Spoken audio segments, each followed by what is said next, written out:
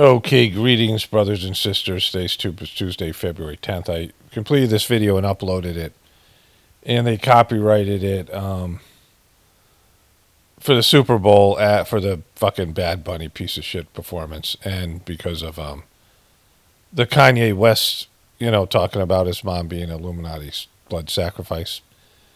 The Super Bowl was demonetization, which means they're not going to monetize it at all. And the Kanye West thing was, I could have taken that out. That's revenue sharing, but since I don't want to, it's multiple clips that I'd have to take out.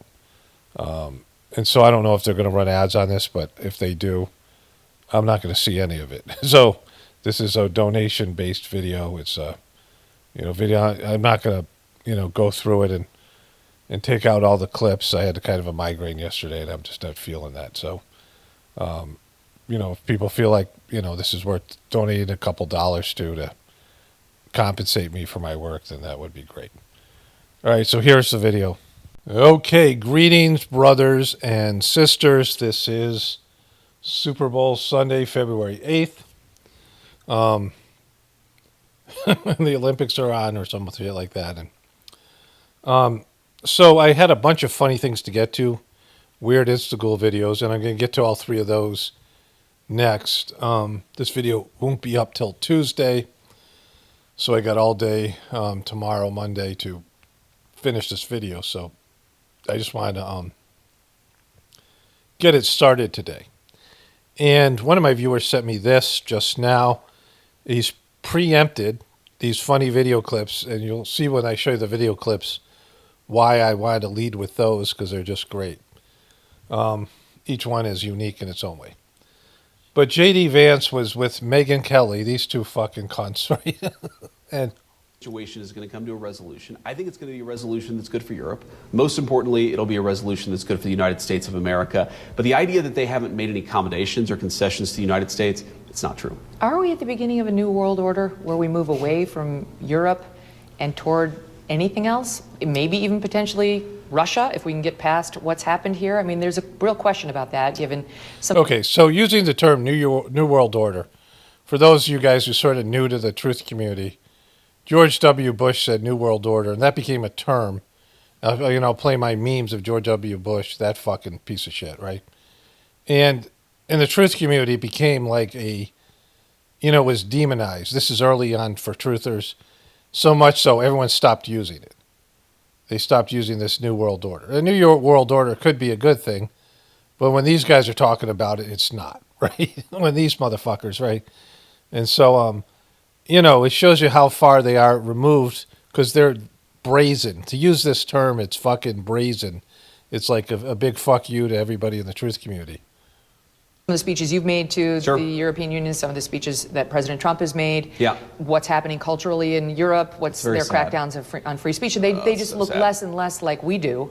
Yeah. And there's a real question about whether there's a massive shift happening now in terms of world alliances long term. Well, there's definitely, I think, a new world order. I think the president has sought to it. There's a new world order in trade. There's a new world order in globalization and the way that we invest in our economy versus, So, there's no way they don't know this is a fucking a term that's not supposed to be used, right? I mean, it just shouldn't be used. It just fucking, and they're using it, right? foreign supply chains. There's a new world order, and that the president is willing to shake up some old alliance structures. I mean, NATO, I think, is much different because of the president's leadership than it was 10 years ago. It was sort of coasting. It was effectively a protectorate of the United States of America. Obviously, you saw what happened in Venezuela. So, yeah, the president is putting a stamp on world history, but fundamentally in an America First way. Like that is the orienting focus. And so when people say, well, you can't work There's nothing America First about, first of all, the relationship with Israel, which Megyn Kelly knows and is aware of and isn't going to ask him. This is the choice of Erica Kirk. She likes him more than she likes Trump. They're all pushing for this fucking piece of shit. And he's almost like, whatever demon that Trump is, this guy's like the Antichrist in terms of, so is Gavin Newsom. So, I don't know. Like, it's hard to say which guy is fucking worse, right? People say, well, I agree with more of what J.D. Vance stands for, you right-wing people, but they don't stand for anything you stand for. They tell you, they're billed as Democrats and Republicans, but they don't give a shit about any of that stuff. You know, Trump has gone away from everything he promised. There was a clip I'm not going to show you. Somebody sent me from Instagram, and it's like a billboard, one of those, you know, those billboards that changes, you know, in like Times Square or something, and it shows the amount of times that Trump's name is mentioned and all these other people, Bill Clinton, all these, Bill Gates. It says how many times they were mentioned in the Epstein files, how many times their names come up, you know, all these things. And, you know, right now it doesn't look like much is going to, certainly nothing's going to happen, but it looks like that story is going to finally just die because, you know, even with I mean, we know about Trump and you'll see this clip coming up. It just doesn't matter. So just let's play this last piece here. With Putin on anything because you disagree with the Ukraine invasion. Well, the president said very clearly Putin should not have invaded Ukraine. We're going to try to work and bring that to an end, but there might be some areas of cooperation too. His attitude is not. Okay, so you know, the New World Order thing is, well, let me just play you my New World Order memes here. Out of these troubled times, our fifth objective, a new world order, can emerge. We have before us the opportunity to forge for ourselves and for future generations a new world order. When we are successful, and we will be, we have a real chance at this new world order. It is a big idea, a new world order. Now we can see a new world coming into view, a world in which there is the very real prospect of a new world order. Okay, here it is. This is wonderful. I live in an old people's home now. Jill told me we were visiting Jimmy Carter, so I was like, okay, sure, I like Jimmy. I like Jimmy. As soon as we got there, they put me in a wheelchair and told me that was my new home. Then I remembered Jimmy is not even alive anymore. They fucking got me. Can't even get any ice cream. Only warm pudding. I hate pudding. I like playing bingo, but they kicked me out of bingo night. I kept getting angry and yelling bingo for no reason. I even tried sniffing old ladies, but they all smell like shit. This place sucks. Please help. I live... All right, fucking 5 stars. That's just the appropriate use of AI. So that's video number 1. So you can see about the New World Order how strongly I feel about that. That I wouldn't show this first because this is just great. Then this one is also great. Okay, so I almost turned this off. You know, I mean, I got the point, but then she delivered a line here that just made me crack up. We'll see it here in a second. Oh. Let's just say there's a guy that people accuse of fucking goats. And he's like, nah, I don't fuck goats. But 30 different people say, yeah, you do fuck goats. And he drops hints that he likes to fuck goats, like, for decades. And he also runs a pageant to find the best looking goat. And then his best friend gets convicted of fucking goats and trafficking goats to other goat fuckers.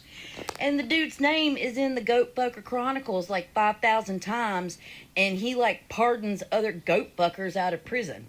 Like, what are the odds? He fucks goats, y'all. The pardoning thing and the being in the list 5,000 times. Like, I almost stopped it before that. I'm like, that's the best part. And, you know, I mean, yeah, he's a goat fucker. And there's just something funny about the term goat fucker. Control it. You get what I'm saying? They could control Shaq. They could control Charles Barkley. They could control LeBron James. They could control Jay-Z and Beyonce. No, not you, man. But they can't control me. You Not see, it you. ain't no name I won't name. Right. It's up. I ain't taking no slice from nobody. It's God. That's the only person that I serve. My mom ain't here. My mama was sacrificed. Me too. You understand? Yeah, I'm Christian. Michael Jordan, what about him? His daddy, right? Bill Cosby, his son, right? Dr. Dre, his son. You know, out in Hollywood, a lot of people come up missing. Feels like it might be a lot of that in order to control, traumatize. They want to monetize and traumatize. And God loved me You know what I'm saying? And this truth is gonna be heard. Y'all can't send none of y'all Meek Mills, y'all Puffies, y'all Lil Boozy, none of these names, none of these people that have to listen to y'all because they have legal. I never killed nobody, right? I'm the pussy that never killed nobody, right? But that means I can say whatever I want and not go to jail. Right. They can't. Okay, so I used to cover these Illuminati blood sacrifices, and whatever you want to say about it, I don't know if I still have that list somewhere. Let me see if I have the list. Okay, so this is a list from like 2015. So there's been a lot of more people since then, right? And this is only a partial list. There was pages of it, right? I took a photo of this one thing. And Kanye West is up top here. His mom, Nas's mom. There's all these other people here. P. Diddy, Biggie Smalls, all these people, right? Where there is some kind of a weird death of somebody. And, I think people who are going to hear this are going to say that, somebody comes to you and says, you're going to be famous if we sacrifice somebody you love. And there's some kind of written contract deal with the devil type of thing. And I don't believe that's the case. But, I reported on this over and over again. And there seems to be something that happens where they lose somebody that they love. And right after that, they pop, right? I mean, what you're seeing with, like, say, Erica Kirk. Of course, they're doing everything in their power to make her explode and become popular and famous. She just can't do it, right? Because people don't like her. But like that would be an indication of something that happens years and years ago, that somebody loses somebody. Ellen DeGeneres, I don't know if she's on this list, but her girlfriend died, and she had a fight with her girlfriend at some like gay bar or something like this. And her girlfriend went home with somebody else. And as she's getting a ride home, she drives by her girlfriend's car, and she's still like angry at her girlfriend, the car that she was in. And then it turns out she's dead. And then she writes this comedy bit about why does God allow gnats or flies or something, fleas to live, but kills people. It was some kind of other bit. Johnny Carson loves it. She does it on Johnny Carson. He pulls her over to the couch. That was a sign of something good happening. And then right after that, she becomes Ellen. Right after her girlfriend died. This is like, within 6 months to a year, she's really famous. And this happens over and over again. Like somebody loses somebody, maybe the person they love most. And then right after that, their career explodes. And, whatever reason for it is, it's pretty fucked, right? So whatever you want to call it, like if it's, people want to always pull consciousness into things, where human beings are saying, all right, we're going to do this, and then we're going to make you famous. And I don't think it happens like that because, whatever, it could, but I think that's illogical. And, my covering of this. But it does happen. Like, look at this. This is a partial list. And this is, ignoring all the people. Like, for example, Bill Cosby is in here. Bill Cosby's son was just flat out murdered. Like, he had a flat tire. And somebody pulled up, next to him and just shot him in the head or some shit like that, right? Like, things like that. So, it's very prevalent. John Travolta's there twice, his son. Bill Cosby, it says his son right there. And so, anyways, so there's something there. This happened with Roseanne. She said she was talking about like mind control and MK Ultra, and people thought she was talking about it from knowing about it as a Hollywood celebrity, but that's not what it turned out to be. That wasn't what happened. What happened was she heard other people talk about it on the internet. She regurgitated that. Like this doesn't mean that Kanye West has some inside information, that he just knows that this has happened to people, and he believes, some way that this, without any evidence or, the least amount of information they give you, the better. right? Because someone might go full Kanye. And so, you don't need to tell him everything. And so, and I don't even know if they're consciously aware of it. It just happens, like some kind of, there's some hidden, demonic ticket to fame and fortune, and you pay with it with the death of a loved one. All right, so let's wrap this stuff up for today, and I'll come back tomorrow and finish this video. Okay, Sunday, February 8th still. It's interesting that we're revisiting New World Order and Illuminati blood sacrifices. The New World Order being more, mainstream because of Megyn Kelly and J.D. Vance. One of the first truthers that I heard about, this guy kind of, I think, has lost it. He's a Texas guy that, he's the kind of people that wear, Amish, he's not Amish, but he's, the women folk wear head coverings, this kind of thing. And, he was talking about how in the truth community, whatever he called it back then, wherever you are is where everyone should be. You're at this is what people think. Somebody who is more radical than you or is black-pilled or, saying things beyond what you're willing to accept, that person's like a nut job. And the people that are not, as far as into the truth stuff as you are sheeple, right? But you're just at that kind of key. That's how everybody sees it. Somebody like Candace Owens thinks that, in her group, think they're cracking the code, right? And they don't want to realize or acknowledge that there are lots of us who we're 20 years ahead of them, right? Where they are now, we were 20 years ago, right? So, and there's always that kind of thing. And as long as you keep advancing and you keep on exploring these ideas, your consciousness evolves. And most people just get stuck somewhere. They don't really make it past the first stage of realizing the government and the people that run the system are corrupt.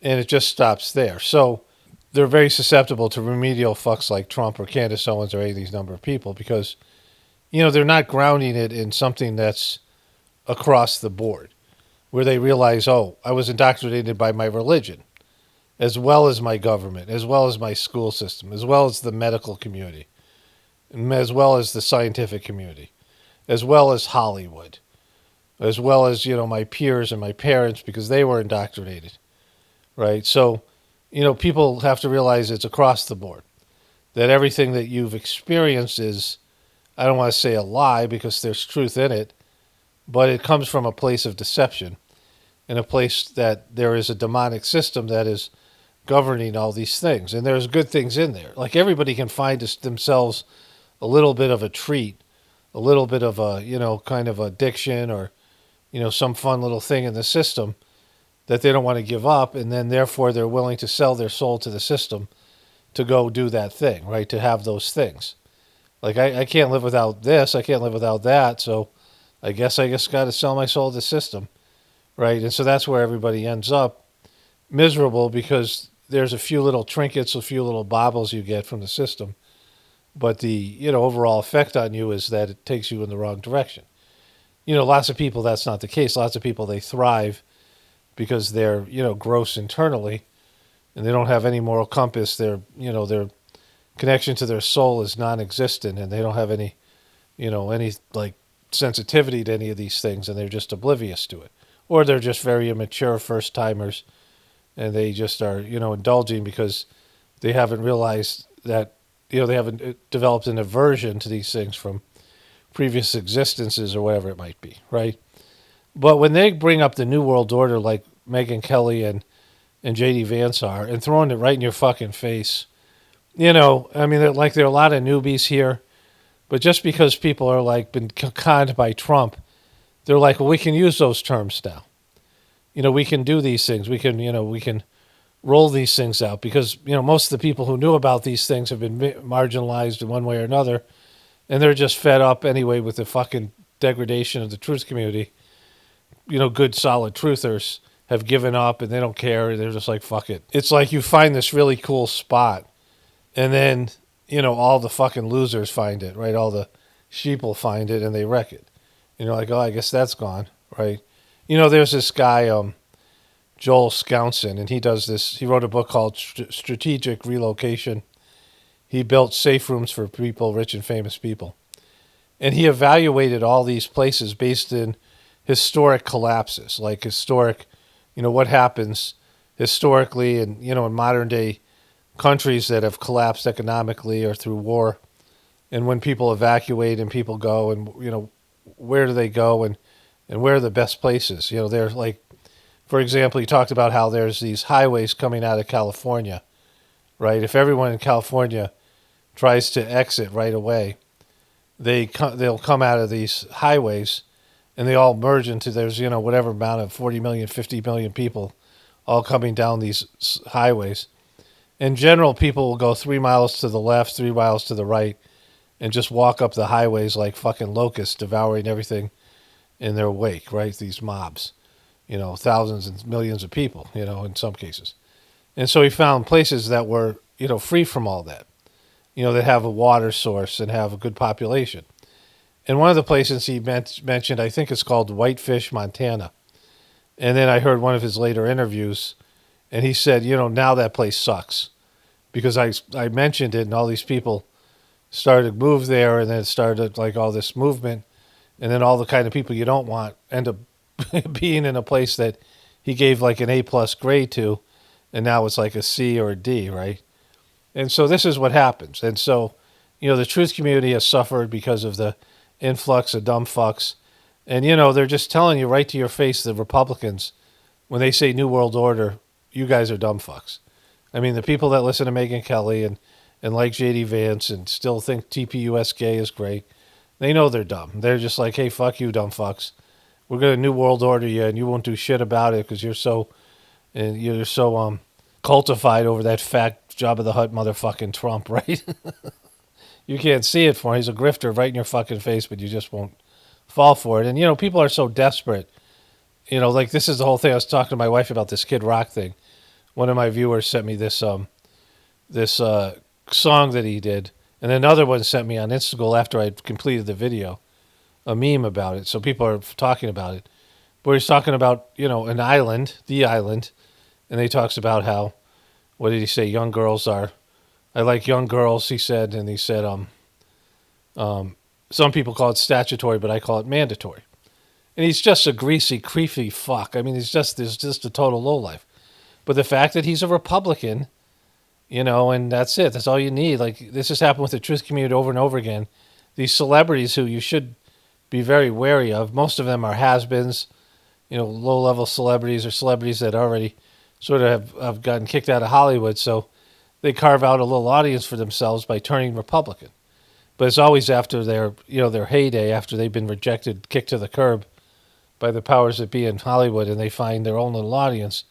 They come out as Republican, and they, the worst kind of Republicans, buying into all the bullshit. They're not, they find the truth community, but they're always the worst, and people think they're something special because they're famous, and it's the wrong way to go about it. Because if you really understand this, people who are rich and famous are not good examples, and they're nothing, I mean, they've been successful on a material level, but it comes with a lot of compromise, a lot of deals with the devil, and a lot of irrational belief and hope in something that can only lead to despair and like, hey, this isn't it, right? I thought this was going to be it, but actually I'm worse off now than I was before I was famous and rich and powerful. They haven't learned their lessons yet, right? So anyways, my voice started to go here. I just wanted to add that on, and I'll complete the rest of this video tomorrow. Okay, today is Monday, February 9th. This has been the gayest Super Bowl ever. Also, the gayest Olympics, which I'll get into in a moment. The Super Bowl itself, just briefly talking about it, because it was a non-game. The Patriots had the easiest schedule in the league this year, and they caught a lot of breaks during the regular season with injuries and timings of games and things like that, right? So it seemed like this was set up to be a blowout. But in recent, there have been so many close games. Blowouts in Super Bowls suck because people turn them off, and this one should have been turned off basically halftime. I'm going to cover the Bad Bunny thing, and I got a bunch of commercials I'm going to get to. And so we're going to go through. I guess do the Bad Bunny thing first. I got this bizarre Tom McDonald song about liberals, and Kamala Harris is making a comeback, or trying to. So these are the things I'm going to cover today. But, the Patriots in the playoffs, they played against a backup quarterback in a team that wasn't good offensively to start off with. So in the Denver Broncos. So that was like, in a major break when their starting quarterback broke his leg in the second to last play of the previous game. And C.J. Stroud, the Texans' defense was amazing, but C.J. Stroud, the quarterback for the Texans, put on one of the worst performances, which made it basically unwinnable, a game that they couldn't have won, even with the Patriots quarterback sucking. So, they backed into this Super Bowl game, and I was wondering how they're going to make it close, other than the Seattle Seahawks quarterback was very turnover prone, and he didn't turn the ball over, so the game was basically over. So they usually try to make these things close now, but this game wasn't close. It was a bad game. It was like, two teams that were not evenly matched. So the big thing became the commercials and the halftime show. And all of them sucked. It was like, there was one there's a kind of commercials that I'm like, I see where you're going with this. The Dunkin' Donuts one with the Goodwill Hunting was not funny, but, it was like, quality to whatever extent. It had a lot of A-list actors in it, but, not worth watching again. I'm not even going to show you that. And then, a lot of them are just weird, and there's a lot of gay stuff in here, which was part of the thing. But the Bad Bunny thing we'll get into a second. But this tweet popped up last night. I hate both options. On one hand, we have a halftime show presented with a word of English, without a word of English spoken. On the other hand, we have the organization that scammed us its views by paying platform advertisers, followed by influencers to pretend they broke records. The left is right. Grift is actually boring now. What actually are we doing here? America.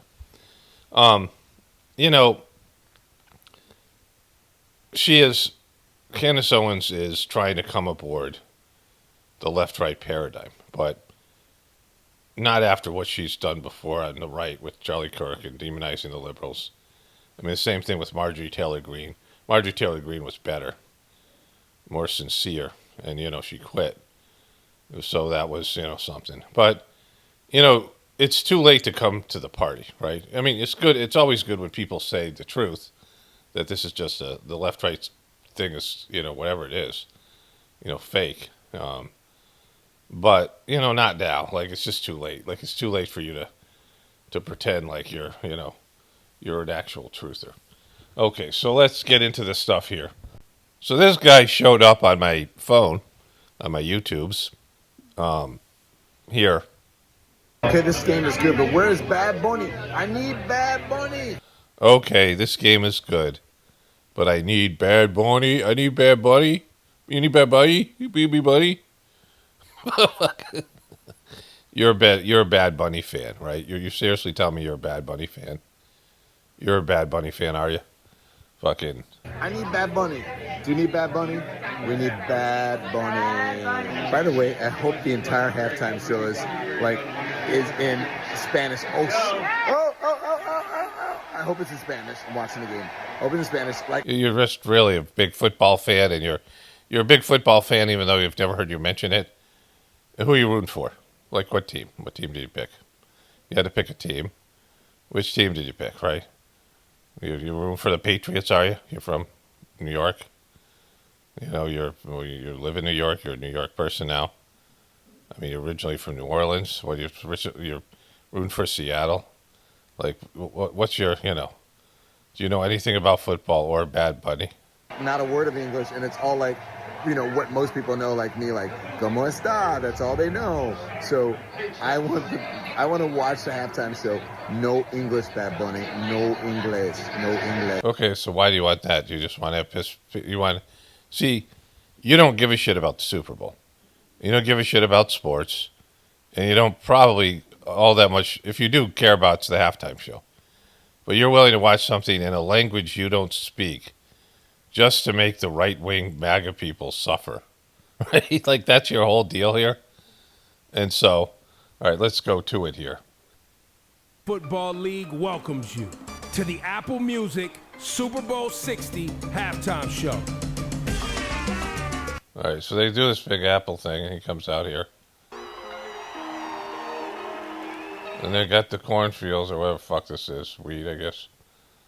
I don't know. Some kind of crop. They got the agricultural bullshit going. And you had this guy. Now, doesn't he look like Sacha Baron Cohen? Dressed up in some kind of costume, like he's not a real person. Like, that's not real hair. And these guys are not, these are gay dancers. They're not agricultural workers. Right? They have this stuff here. I mean, I don't know what this crop is. And I don't care, but like, this something, it looks kind of like bamboo, right? Is this sugar cane? It might be sugar cane, but it's tall for sugar cane. He's carrying a football. Now, I've heard Bad Bunny before. And this is like with Don Lemon saying, I want my Bad Bunny. What's your favorite Bad Bunny song? Because they're all the fucking same, right? I enjoy foreign music. Like, I don't mind it. And usually Spanish music is, it's peppy, right? It's happy music and whatever it is. Like so you hear, it's kind of, there's a lot of it that's peppy. And I can enjoy foreign rap if it's good rap, like if there's a good beat, and whatever. I mean, not that I'm going to put it on my phone, but, like stuff I could watch it for a little bit. Like, I get it. Like, I'm not going to be a fan or whatever, but I get it, right?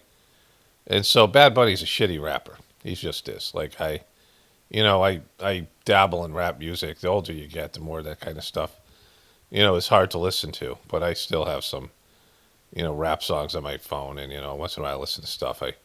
I like listening to that battle rap, which is totally, like, fucking evil. But totally mean-spirited. But it's, sometimes it's really funny. Like, the things are. But it's, like, sort of like my, I don't know what they call it, guilty pleasures. But this is, Bad Bunny sucks. He just sucks.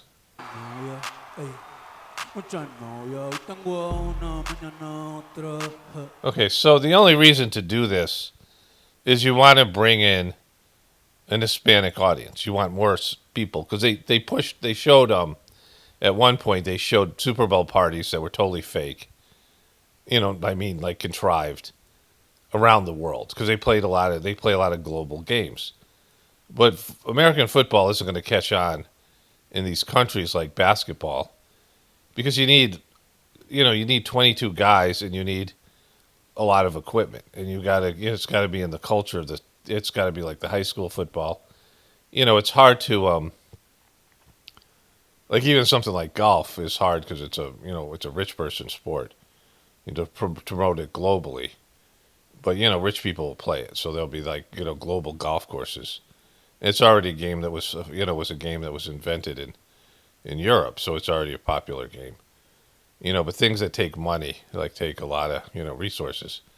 These countries now can aspire. You can just get basketball hoops are not hard to put up, and so you have these poor countries like Latvia, where there's some of the best basketball players now are from Europe, and these countries that are less, there's basketball everywhere. And soccer, football, there's already a football soccer that's played where you just need a ball and like a couple of fucking cones, these kind of things, street ball. But football, you need, you can play touch football and these things, which is good. And they're kind of promoting flag football in the Olympics. But they're trying to bring audiences in, and, they're never going to love it because they're not going to have local teams. They just won't. Like, they're not, it's not something where you can, plus it's just such a brutal sport. Let's go a little bit forward here.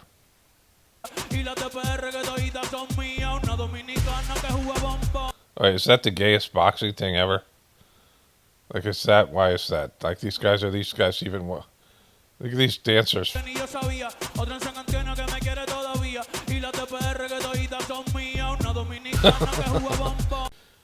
They're just giving each other boxing high fives, right? And so he's from Puerto Rico, which is a small country. I don't know how many people live there, some millions, right? But to my understanding, because I grew up in the Northeast, so, when I think about Spanish people, it's Puerto Ricans. I had Puerto Rican friends, some of these guys who play in my basketball leagues and different things. And, there's Puerto Rican guys on the basketball courts that I played on, these things. Puerto Rican neighborhoods. Then I had some time in Florida where there's Cubans, right? And I don't think they like each other. And there's all these, if you go into Europe, the music is quite different. I like Irish music and Scottish, like this kind of folk music. There's a song, maybe I'll point it out, the kind I listened to yesterday. This guy, I gotta look his name up, but I'll hopefully remember to show that song. It's a live version of a guy, who's an Irish singer. But I like that kind of music. It's quite different, right? The Scottish pop music versus the Irish pop music. And it doesn't, they had like that World Idol, and then like the Germans had just weird music, like they had like the American Idol, but the world competition. Remember Kelly Clarkson got embarrassed in that? Some guy from Norway won. He had just an amazing voice, but he looked like a troll. Remember that show? You guys ever watched that show? But European music is quite different. Like European countries don't, like, these are all white European people, and their cultures are quite different. And same thing with, Hispanic people. The people are quite different. Like they look differently. They're built differently in some cases. People from Spain versus people from these Spanish-speaking countries that are across South America and Central America. And I don't think they don't like each other. They don't just accept them because they're Spanish. Their Spanish is even different, right? And so I don't know what Bad Bunny's overall global appeal is. But he sucks as a rapper. It's really bad. Like, it's just, there's no flow to it. The only thing I can say about it is, oftentimes, the Super Bowl halftime show always sucks. It's always a has-been, and they try to cram in as many shitty songs in as possible. Even if it's somebody that you like, it's not a good performance. And it's over the top gaudy with lights, and it's hard for me to watch. It's like, it's a migraine waiting to happen. It's just, the people who are like sensitive to that kind of shit, it's just this was very mild. Like I could watch this. My wife wanted to see it because of all the controversy. But I would fast forward this no matter what. Like, this is what I would do. Like, I don't watch the halftime show. Like, and I don't watch the substitute halftime show because I can fast forward shit, right? Like, I don't usually watch commercials. I was just doing it because I was going to shit on some of them today, right? Because these commercials were horrible. Let's go a little bit farther here. So here's the...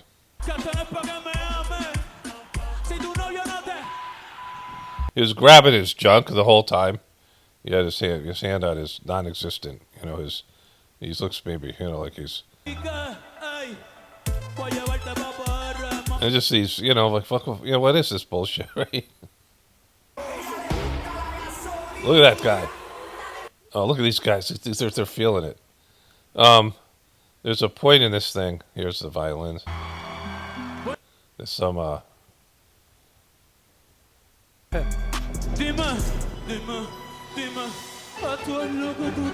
what do you do? It sounds kind of like gibberish, bro. This is American country with America. Like, first of all, it didn't help with the whole immigration thing, right? And, he sucks. Like, it's not like he's some amazing rapper. I don't know why he's popular. And a lot of these, like I said, I can listen to some of these foreign rappers that have some flow. I don't know who this is. This is like the Hispanic Lady Gaga. Is that who this person is? And then, but there's a point here. So my wife was dozing off and she wanted to watch this. But this part right here. And I'm like, That's more. What? Look, what's this? Maybe he's walking through here. What's this thing here? Look, he's gonna fall off here. Drop him, drop him. Whoa, that was amazing. Let's make a celebration. Here, this part right here. This was like, and I said this to my wife, that this whole thing was kind of like, there's a scene here where they go into this town area. Was it over here? It looked like a scene from West Side Story. It, like, you know, we were waiting for the Jets and the you know, the Sharks to come out. You know, West Side Story is one of the gayest, like, things. You know, they have all these dancers pretending to be gang guys, and they're snapping their fingers, and, you know, when you reject, you reject. You know, like, it looked like West Side Story. This where's the whole town here? It's gonna come later. Is it? I don't know. Was it this is the town thing? Yeah, it was this part here. This towards the end. I started to fast forward through this thing. But the part where he was going through the town, I guess I was there. I don't understand where that part here. Here it is. There it is.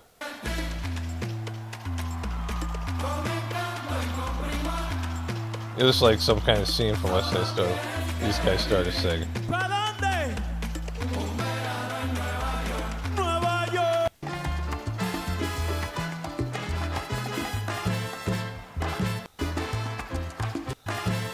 And so, you know, I mean, I can't say this was much worse than any other one, just the fact that it was in Spanish.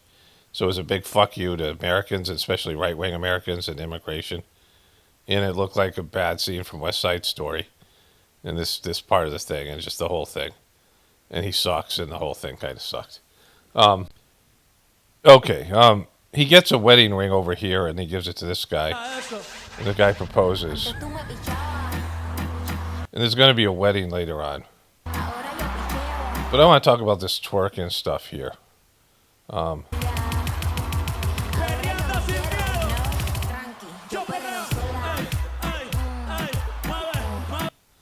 Was it here? Did I pass it by? You know, it doesn't speak to human evolution, right? And I'm not talking about just this kind of music, because it's a lot of American music, obviously. You know, it's not like this is some kind of, you know, look at how fucking refined and evolved we are. This is,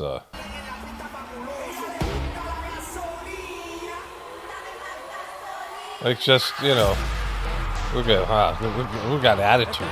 Look at, we got fucking attitude. Boom, what other things? These guys are pushing tires. Look at these hard-working dancers. Look at those guys grinding on each other. All right.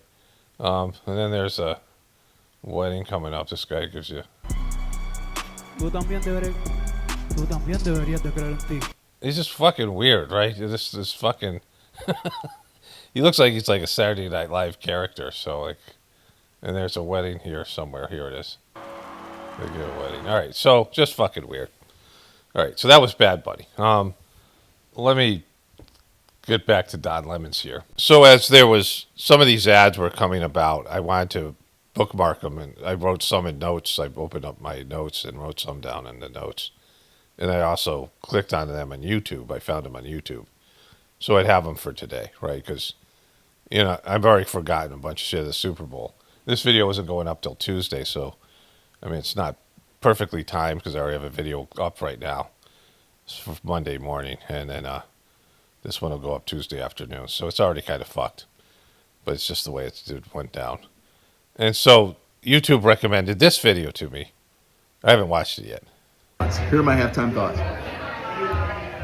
So, did I recognize all the music? No. Because it sucked. The music sucked. Tell me you're going to fucking go out and put some Badbunny on your fucking phone. Your fucking, you know, whatever it is you use for your music app. Tell me you're running out, put Badbunny on there right now. Because it fucking sucked, right? It sucked. It's the only reason you're here is because the MAGA people are against it. Like, this is everything I talk about, right? You know, like Candace Owens is trying to get in on the whole left-right paradigm. we've been here for years, bitch, right? Like it's, those of us who are aware of it, it's okay if you're waking up now as an individual person. It's better late than never. But the damage is done. Like the fucking divisions happened. There's no reversing it. Relationships have been ruined over nothing, right? No fucking bullshit. People buying into fucking retarded bullshit, It should have been Gay Bunny. Like fucking, because the guy is very effeminate. I meant to say that earlier. Did I know everything they were singing? No. Did I know everything they were saying? No. Did I care? No, because I had a great time. And you had a great time? What did you like about it, Don? What did you like about it? You like the wedding part? You like what part? What was your favorite part?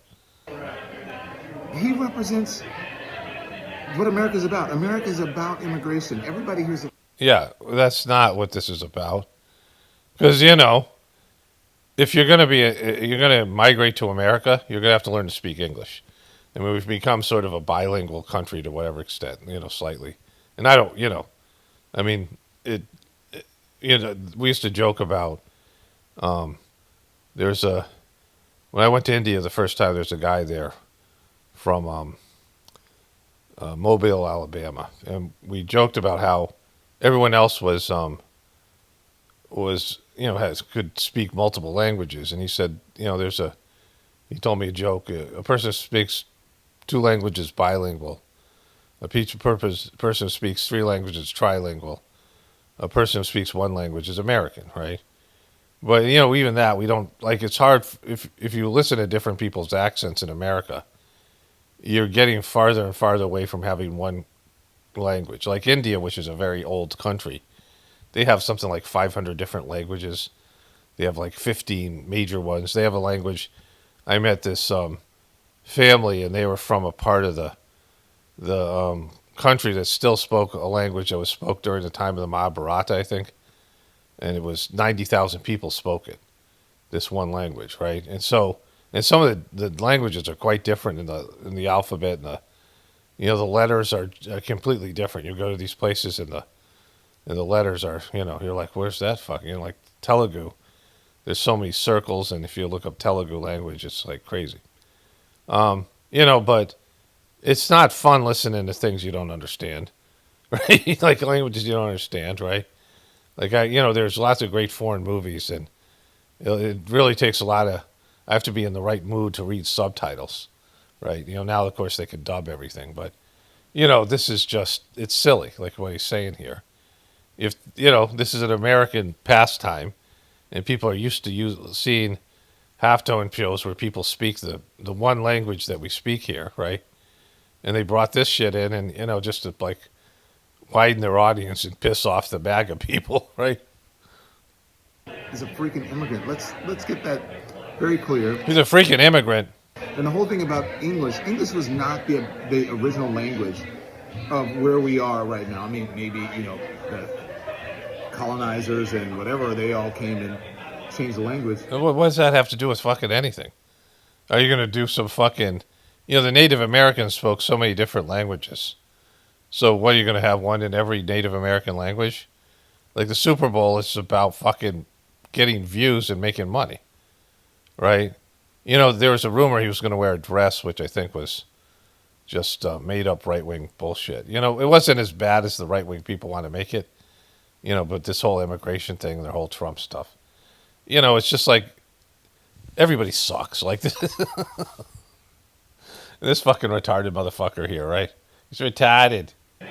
But so no, I'm not offended. I thought it was great, and why would you be offended? Like this was not. It wasn't great. Don't say it was fucking great. You're gonna watch it again. It's just because the MAGA people don't like it. Like you don't even know what's great or not, right? You don't have taste in terms of any of these things. You find out which side your side's on, and you jump on board. You can't think for yourself, bro. Bro, you can't think for yourself. Don't try to think for yourself. You're gonna strain something. Go Badbunny and go Latin America. Go Latin America. Remember, Puerto Rico is part of America, whether you want to accept that or not. So, yeah, but like we're not going to listen to a bunch of fucking Cajun music, right? Like fucking some. It has to be like we're talking about an audience of over 100 million people or whatever it is. I mean, young people don't watch this shit. You know, it's maybe it's even kind of dying. Sports is and things. It's not, you know, the younger generation's not playing sports or not into it as much. You know, at least less than. But you know, just because Puerto Rico's part of America doesn't mean every place in America gets their local music. You know, some kind of, would you listen to some really some non-mainstream hillbilly bullshit out of the fucking mountains of, you know, West Virginia? Like fucking, what are you talking about? You know, they're not every place. Does the Virgin Islands get a Super Bowl halftime show, right? Like, because they're part of America too, like the same way Puerto Rico is. And so, like, your points are just as always, they don't land, Don. You don't know what you're talking about. Like, you have nothing. I don't give a shit about Kid Rock, who is singing and touting having sex with underage people. Why would anybody want to listen to that? Why would? So that made the rounds. I covered it in a video today. You know, yeah, this is not either or. Like Candace Owens, I don't know, these are my two options. There's plenty of fucking options. You can fast forward through the motherfucking thing. You could have a conversation with fucking your friends. You could turn off the shitty Super Bowl that was already decided the moment the fucking quarterback. There wasn't going to be a team in the AFC that could compete with the teams of the NFC. It was pretty clear. You know, whether it was going to be the Rams or it was going to be the Seahawks. That, you know, maybe the Rams, because their defense wasn't that good, there could be a high-scoring affair. But Seahawks' defense was fucking smothering. You know, to whatever extent that football's real and not rigged, you know, whatever, it's not scripted. But obviously this wasn't, you know, because they would have made it closer. There was a period of time where the Patriots scored a touchdown that seemed improbable, you know, because, like, it just made it look like, oh, well, let's keep the game on because the Patriots have a chance now after, like, having no points and having barely any fucking success on offense. They two-play touchdown. But, you know, the whole thing was just like, it was more of a representation of America dying. You know, America going south. Like, it's just whatever in the division. But we'll get into the Kid Rock thing in a moment here. Anybody want to be a part of that? He's gross and disgusting. And Erica Kirk should be ashamed of herself for allowing him to be on that platform. Ashamed of herself? Really? I mean, there's lots of things for her to be ashamed of. But, you know, Kid Rock certainly is one of them. But, you know, like, who the fuck are you to say that, right? With your fucking, like, you're the party of immorality. And allowing him to be the headliner in what she's doing. It is disgusting. It's disgusting. Have you had any drinks, Don? They're doing. And you know what? Go Badbunny. You were freaking amazing. It was a great halftime show, and I hope to see more like it. I do. See, he's all fired up. You don't sound like a guy who's having a good time at a Super Bowl party. Like, you know, who are you anyway? Oh, all right. So that guy. Let's go to the Kid Rock thing here. Okay, so this was the Lindsey Vonn thing, and I'm not going to show you here. I might cover it on my other channel if I don't have anything to cover. Have a video up there for 3 days from now. I'm ahead of the game there. Apocalypse Now is kind of popping with views over there, but not with the money. But anyways, I'm making less money per. Well, so they're short of it anyway. So this guy, Lindsey Graham. Well, no, not Lindsey Graham. Lindsey, whatever her name is, Vaughn. I thought she was like 50 and she had retired, which she had, and she had like injuries, really bad injuries, like, you know, skiing injuries, and, you know, they disappeared. Like, I mean, nobody. You know, I don't follow these people when it's not the Olympics, and I don't even watch the Winter Olympics or the Summer Olympics like I used to. And now that I can fast forward and whatever, and I don't, you know, I don't have much interest in it, right? But she showed back up, which seemed weird to me. And then they were talking about how she had a strained ACL, which was like, you know, and then I saw these guys skiing the downhill the day before. This guy was skiing, this American. I sort of fast forwarding through that. And they're going up to like 90 miles an hour, right? That's what they're saying. And so they're, you know, you need your fucking ACL, and you can't be a strained ACL. And so she comes out of the gate and almost immediately wipes out, breaks her leg, and is airlifted out of there. And it seemed kind of fucked. Like why is she even, you know, the whole thing seemed weird. She's like 42. But the day before, this guy skied, and he sucked. You know, he was And again, he was like a second behind the guy who won, right? Like, it's only a difference of a second. Who gives a shit? Like, I mean, they're not racing each other. Like, I mean, if it was a race and they were, second would be almost nothing, right? If it was a race, these, I like things that are races more than, these things where they're going to time. But it's kind of exciting a little bit. But the reason I'm showing this to you is this. Today, your wife Kelly, your baby Kate in the grandstands, your first Olympics as a dad. How much more meaningful did that make today? Okay, so he's going to start fucking balling. And just, everything's now drama and just weak fucking, like, all right, bro. You're in the Olympics. There's no reason to cry, bro. Yeah. My wife sent me a text yesterday afternoon.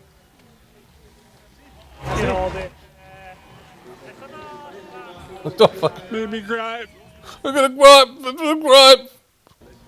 But I'm gonna cry. I got a text from my wife, and I'm remembering that text, and it's making me cry. yeah, I'm gonna cry right now. I'm gonna cry. just a lot of emotion. A lot of emotion right now. It's a cry. It was a text I got. It was a text. Obviously, and yeah, you put your life into it. Yeah, that's right. Okay, bro. I mean, his last skiing appearance, the fucking crying's got to fucking stop, right? Like, just, and I'm, this guy's just the one of many problems here.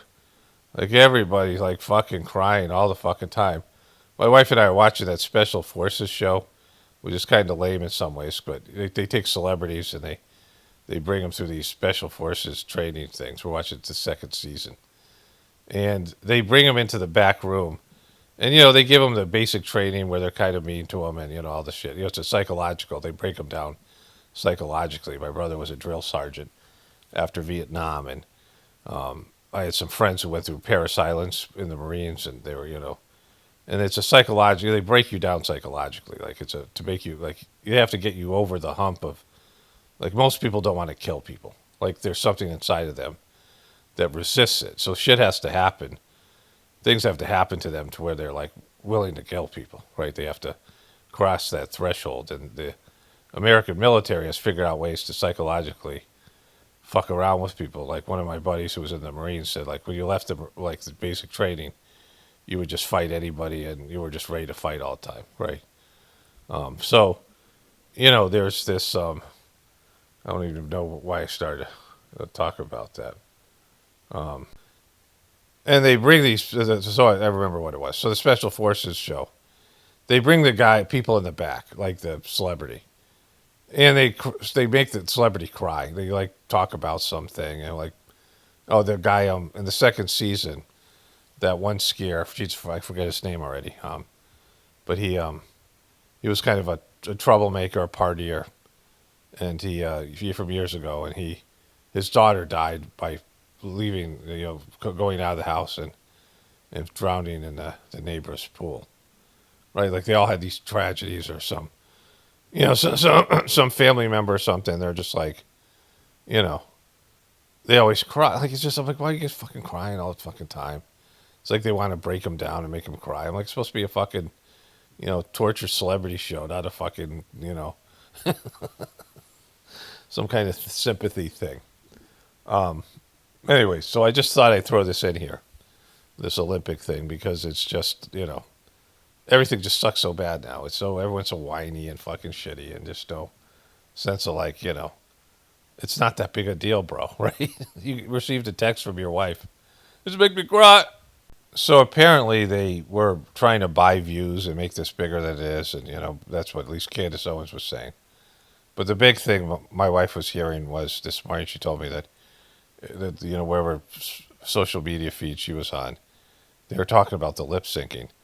And then when I was looking for that quote by Candace Owens, I went to Twitter, and there's a video saying, is this real? Because the lip syncing is so fucking bad here.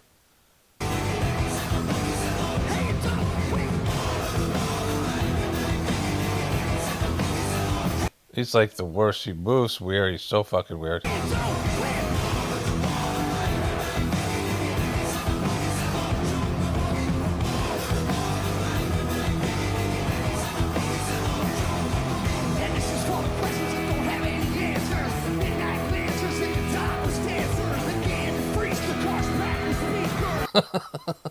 So they're way off with the lip syncing.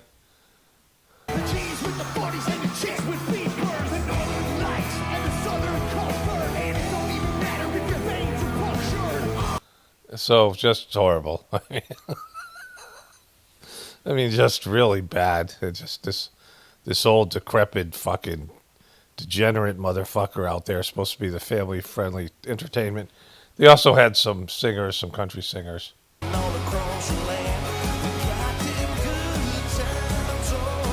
And it's just, it was off. The whole thing was off. This woman here. First date again.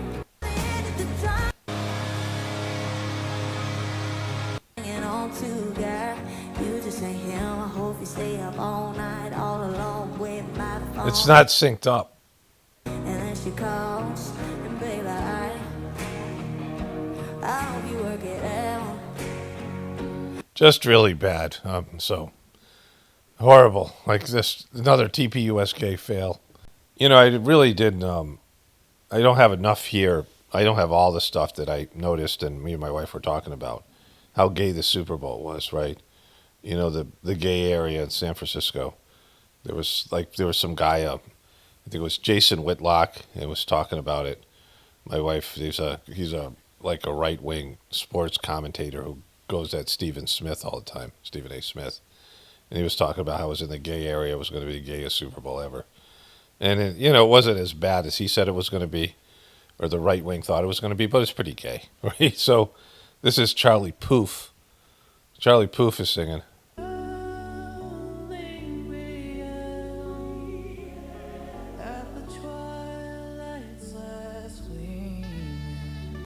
How do you sing with that dick in your mouth? Like, what the fuck is this, right? This is fucking Minnie Mouse.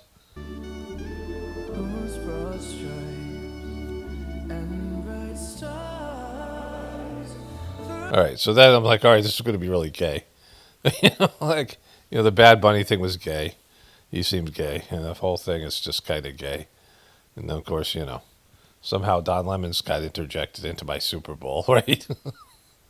Because of YouTube's. So in no particular order, like speaking of gay, let's go to this ad first. But these are the ads the way I placed them. I'm not sure why they're in this order. Like it's not but this thing was the T-Mobile ad. T-Mobile store, to tell them why it's better over here. If you think our cell plan's just a phone in your head. Backstreet's back. You're not back if you're in a T-Mobile commercial. Like, you know, they always bring in these has-beens. Now, I don't know when the Backstreet Boys' career kind of ended, but if they were back, they would go on tour and people would talk about them being relevant and they would bring out new music and they wouldn't be fucking 40 years old and everyone wouldn't just be like so over boy bands. Like, are they even boy bands anymore? Do they finally fucking put this genre to fucking rest, right? And they always roll out these fucking corpses. They exhume these fucking corpses for their gay-ass Super Bowl ads that they spend tons of money on.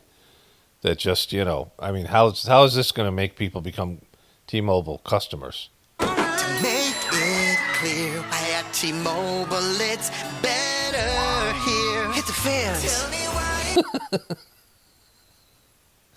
That's Nick Carter. That's Aaron Carter's brother. He was supposed to be the non-gay one, right? Here. Hit the fans. Hit the fans. Hit the fans. That guy still got long hair, the pedo looking one? Or is this the pedo looking one, or are they both the...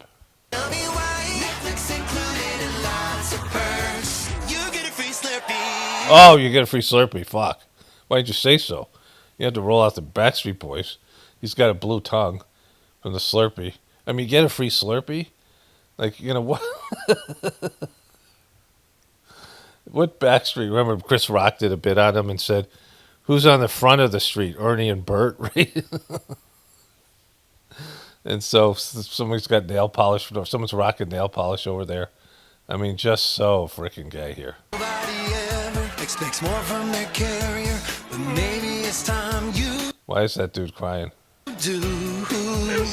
If you like Is that guy famous? I think that guy's famous. savings, T-Mobile. Like, there's no one trying to get in there because the Backstreet Boys are there. Nobody's rushing in. Oh, look, it's the Backstreet Boys. Like, you know.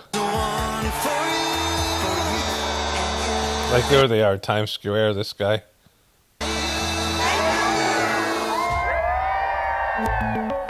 We also had a second surprise. Where's the Backstreet Boys? It didn't go as well. Tell me why.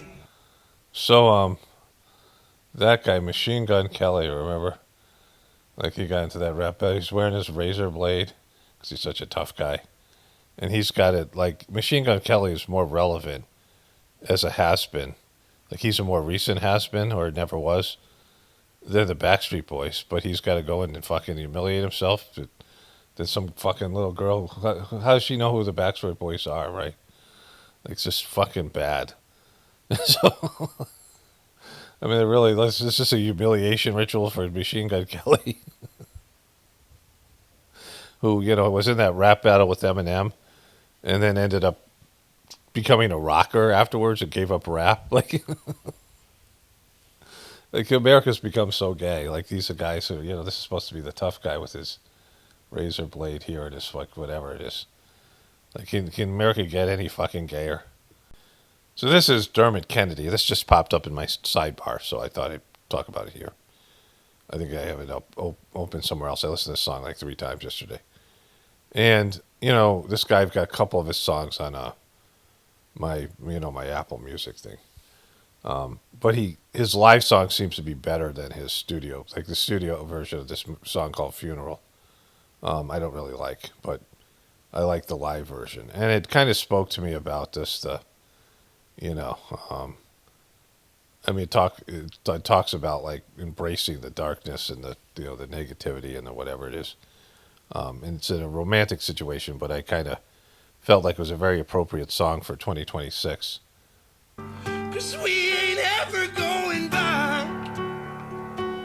I don't know nothing about tomorrow. They really scream a lot in Irish. I like this, of the music that I know about.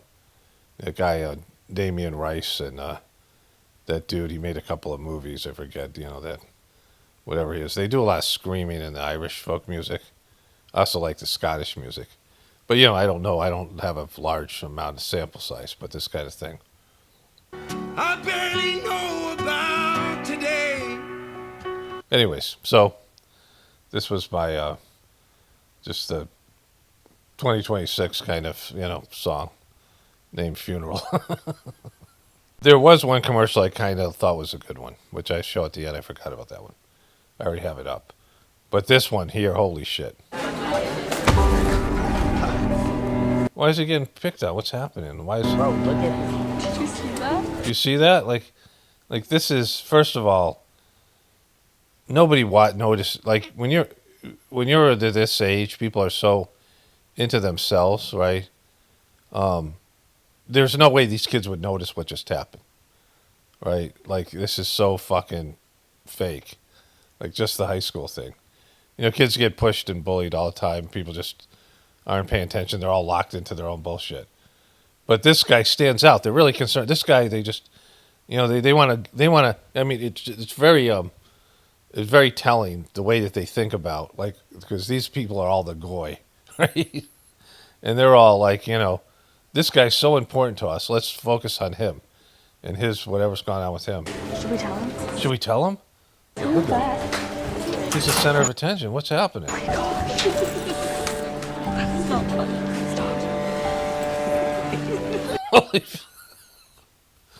Like, that's what happened. They put a post-it. So let's go back to the beginning here, right? Do not listen to that. Okay, so this is their big blue color thing that they're doing, this anti-hate campaign. It's so fucking oppositional. But here are these guys that are about to bully him. These guys, because of, they can't just go rough this guy up or say the words to him, right?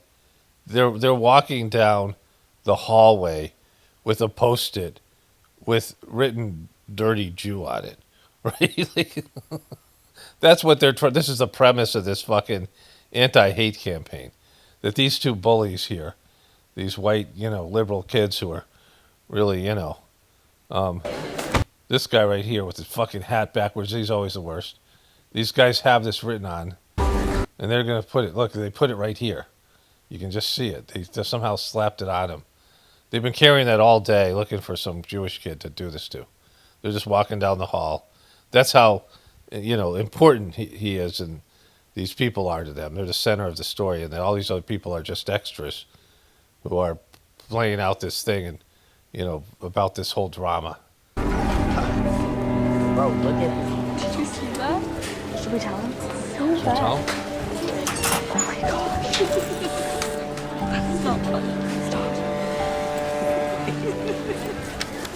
Do not listen to that. This guy just happens to have a blue Post-it. This, and it's important that the guy's black because they're trying to make this kind of a solidarity thing. Don't listen to that. Don't listen to that stuff. Don't worry about it. And look at the way it's written here. Like, they have kind of, it's almost like it was printed, right? Like, fuck. Is this what we're doing? Do not listen to that. Good thing this guy has Post-its ready to go. Thank you, man. I know how it feels. 2 out of 3 Jewish teens have experienced anti-Semitism. You know what you would, if you really cared about Jewish teens, you would do, is not commit a genocide in another country and then lie about it and tell everyone how they're wrong and piss everybody off. And then when there's an uprising about it, when people are verbalizing their non-anti-Semitic opinions in colleges, that you don't buy TikTok and try to, run ads like this and tell them they're all full of shit and gaslight them, right? Like, this whole thing, it's just, do you want to be hated? Like, these ads like totally backfire. This guy, and he puts this thing up, like he's looking, you're going to look back at the bullies now? This guy, this 22-year-old guy in college student who's in high school here. Let's look back at these guys. Let's look back at those bullies. Stand up to Jewish hate. And he's put the blue thing here. And they got the blue symbol. Like, Jesus Christ. Paid for by the Blue Square Alliance Against Hate. This is like putting Ben Shapiro and Laura Loomer out there. 2 of the most hateable people as your spokespeople, right? Like, who's more annoying than Ben Shapiro and Laura Loomer? I mean, in terms of influencers, not just mainstream media, but anybody. Like, Ben Shapiro and Laura Loomer are maybe the 2 most annoying people out there. And there's a sea of them. I mean, Erica Kirk and fucking Candace Owens are both extremely annoying. And so is fucking Don Lemons, and so is Megyn Kelly, and Tucker Carlson in a different way. Tucker Carlson's got smarter stuff, but he's got like his fucking like all these weird motherfuckers. And you got Ben Shapiro and Laura Loomer. Like, humanity's so fucked right now, right? Like, this is what you're pushing. Don't do a genocide. Like, if you hadn't done that stuff to Palestine, this wouldn't be a thing. This has happened because of that, right?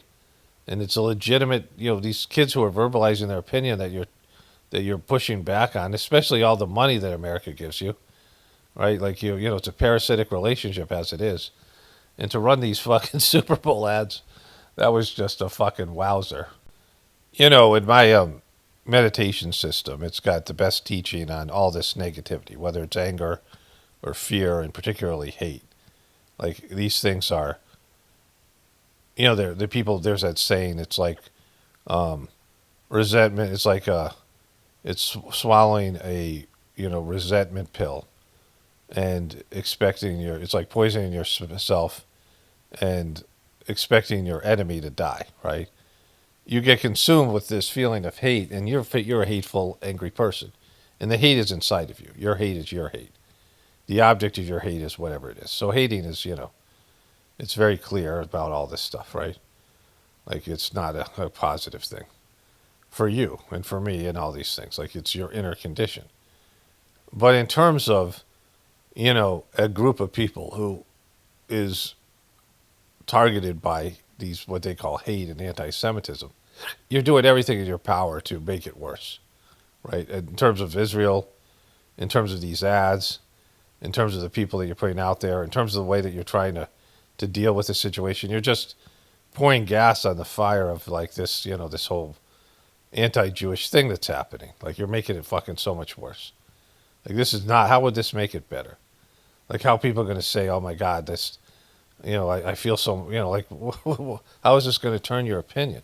It is coming from both the left and the right. You have all these college kids who now are like fearful of speaking up, not being able to get jobs and being thrown out of school because all this pressure was put on them by the shackled up Donald Trump and and all the shackled up people that are part of this, the politicians and the government, all this stuff, right? And so, there's a awakening that's going on, and this isn't going to fucking stop that from happening. Suppressing people and trying to say that they're all hateful and like this is, they're the problem, right? Like everyone else is the fucking problem. Like you have nothing to do with it, right? Your behaviors, I'm just, this commercial, like how's this commercial going to land with American people? Okay, today is Tuesday, February 10th. I didn't get to edit this yesterday because I got a fucking massive migraine, which I haven't had in like well over like probably a month or 2 months or something.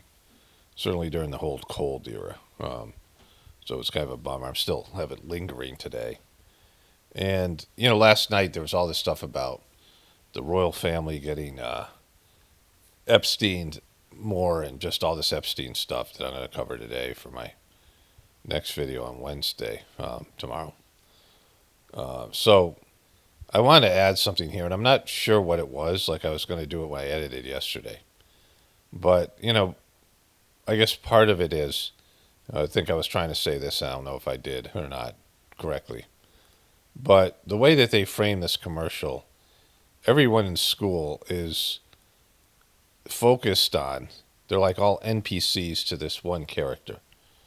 I guess the two characters, they're just all there for this, that's really the one character, just the Jewish kid, right? That the bullies to the, kids all whispering about him, they're all focused on him. The whole, like, they're just not, they don't exist other than, this is the attitude here, right? This idea of the chosen people. Like, America just exists to support Israel. Like, that's the relationship. Like, Israel is ordained by God. And, some of these people in Israel and all Jewish people don't feel this way. And some of them are pushing it back against it.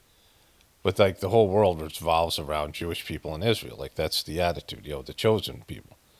And that, these bullies, they're just there hating on this guy because, these chosen people. And there's, for no reason, there's nothing like, there's no historical issue here. There's no behavior. Just the commercial itself is offensive, right? It's offensive to everybody else. It's, it would cause you to be hateful towards this group of people, right?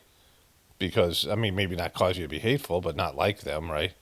Because it's 100% dishonest. Like the Palestinian people, they don't exist as human beings, and they're told, there was these Jewish people like Norman Finkelstein who came out and said, when he was interviewed with Candace Owens, that he's been researching this for years and talking about it and writing about it. He's been blackballed as a Jewish American by people like Alan Dershowitz and people like that, right? I showed you that video the other day of Jimmy Dore trying to exonerate Joe Rogan for being in the Epstein files and them not being able to get him to the island. But he also talked about Norman Finkelstein, and Norman Finkelstein brought in Alan Dershowitz, and like he put this stuff out there that would be in the files where he was just shitting all over these guys and calling them pedos. But this guy, Norman Finkelstein, was banned by these people, and eventually Alan Dershowitz got him, so he couldn't get a job as a college professor. And he said that these kids grow up believing that the Palestinian people are less than animals, right? That they're not human beings. And this is part of what goes on in terms of the indoctrination, all these things. Oh, this is what I wanted to say. Oh, I'll come back to that. I now remember. But, they make it like this kid is the only person that exists and is the only important person. And unrealistic things happen. Like these kids are walking around with a Post-it with Dirty Jew written on it. and they can't wait to find a kid to put it on, right? And those kind of bullies that are there, they're not awake people that are concerned about the Palestinian people, right?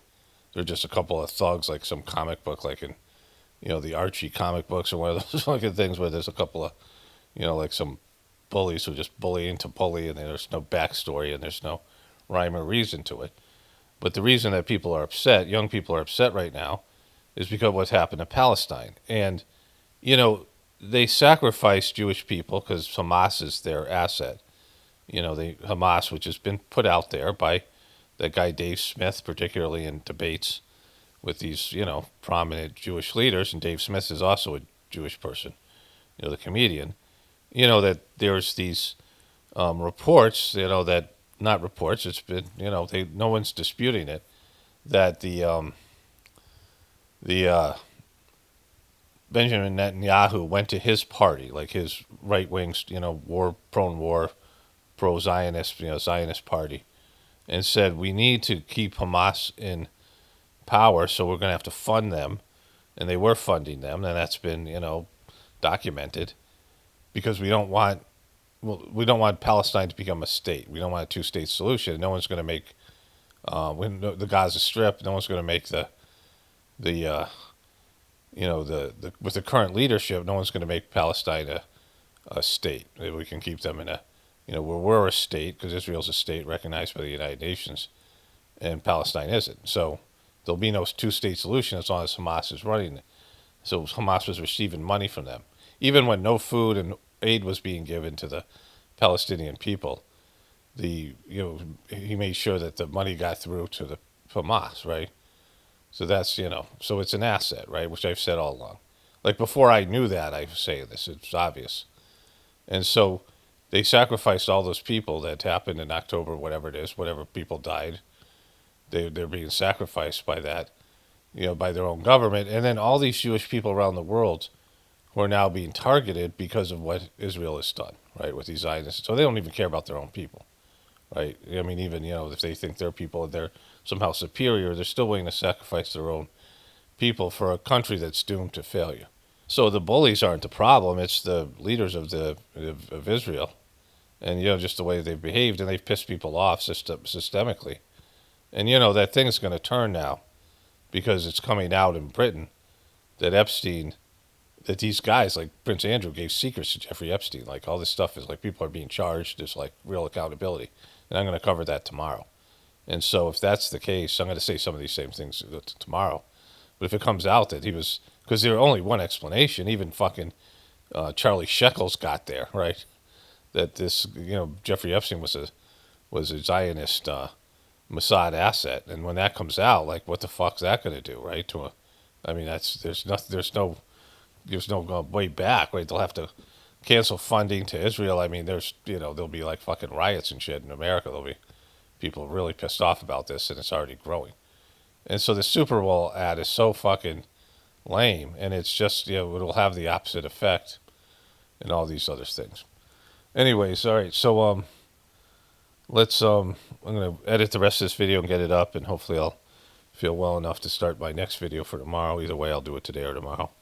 And it's just, it's definitely, things are afoot.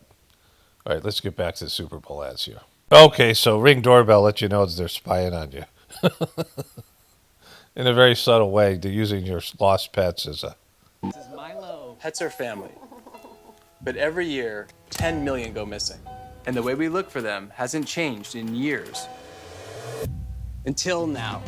One post of a dog's photo in the Ring app starts outdoor cameras looking for a match. Search party for... Okay, so this is called Search Party.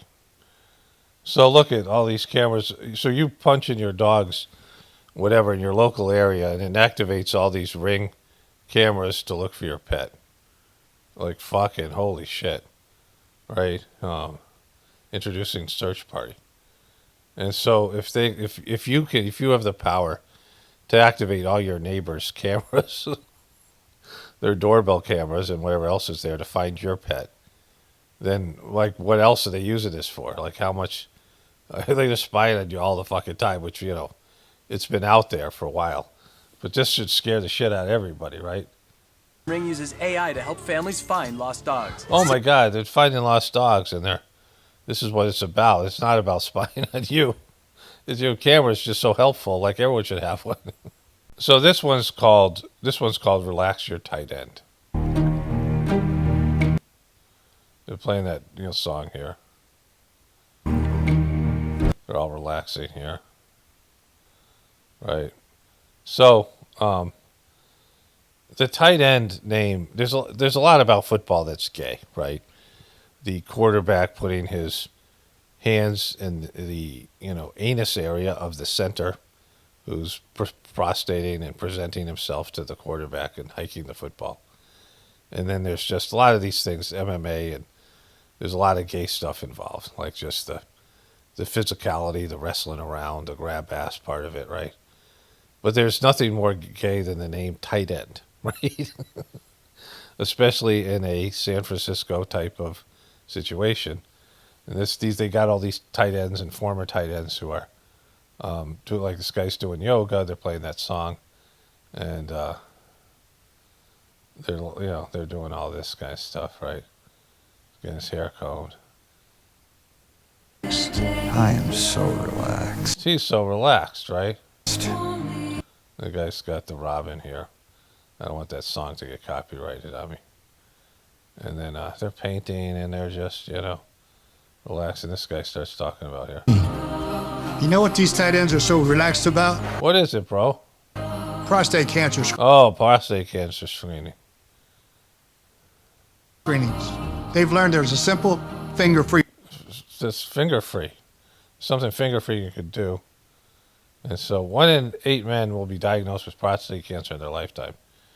I'm not advising anything, but zinc, right? Like zinc is usually to my knowledge, it's, and you can't just take zinc like crazy, right? There has to be, again, I'm not advising anything. You might want to look into zinc, like whatever, as you get older as a man. Just for in general, people need zinc, but not so much. It's people will overtake things, right? So you have to understand the frequency, but usually there's a zinc deficiency. Just saying. But then this part right here. And I was one of them. I'm here today because I caught it early. And so here. Relax your tight end. Prostate cancer screening. Is there anything gay? What are we doing here?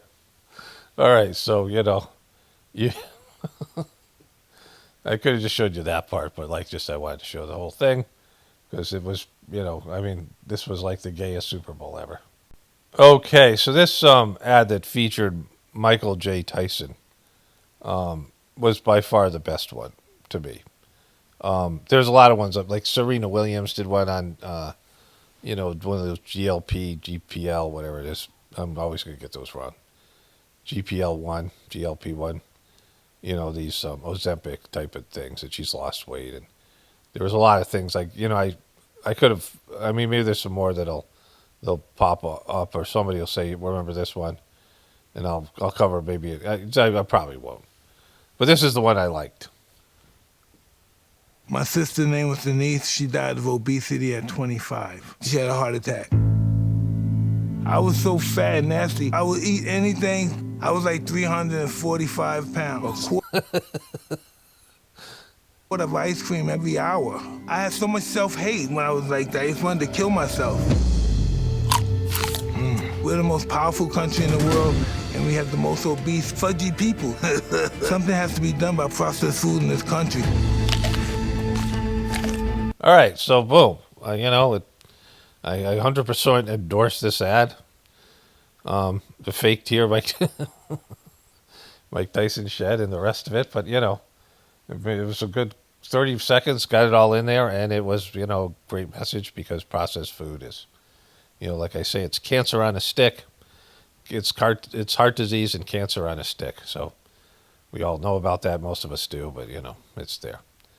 So that was it. I think that's all my Super Bowl ads. Like I said, there's probably more that I'm leaving out, but it was just, the whole thing was depressing. Like if I was smart, I was like, I started fast forwarding through the game to get to the ads, and I'm like, what am I doing here? Like, how many of these are going to cover? Like, it was. I mean, it was just like it was like the end is nigh kind of thing. Like, it's just one more thing where like it's like one of those final nails in the coffin. Like, America just sucks so bad right now. All right, so that's the Super Bowl. This piece of shit here, Tom McDonald. Speaking of Kid Rock type, so this guy's a Canadian rapper who sucks. Like, like I said, I'm a semi-fan of rap music, and I was into it when I was younger, when it was just becoming like rap music first became a thing. Like, I was there for that. And he just sucks at it. And he pretends to be a truther, but he's Canadian. It's mostly about American stuff, and it's all right-wing crap, right? So he has this song called Pray for the Left. They killed him. Oh, here. They always said that Charlie Kirk was a Nazi, then they celebrated after they killed him. Who's they? You mean the furries? You mean the furries, the left-wing furries? And again, like, he's doing what Kid Rock did with this gay frickin'... They say we deserve it when we're dead. But then you're going to pray for the left? Like, just what a piece of shit.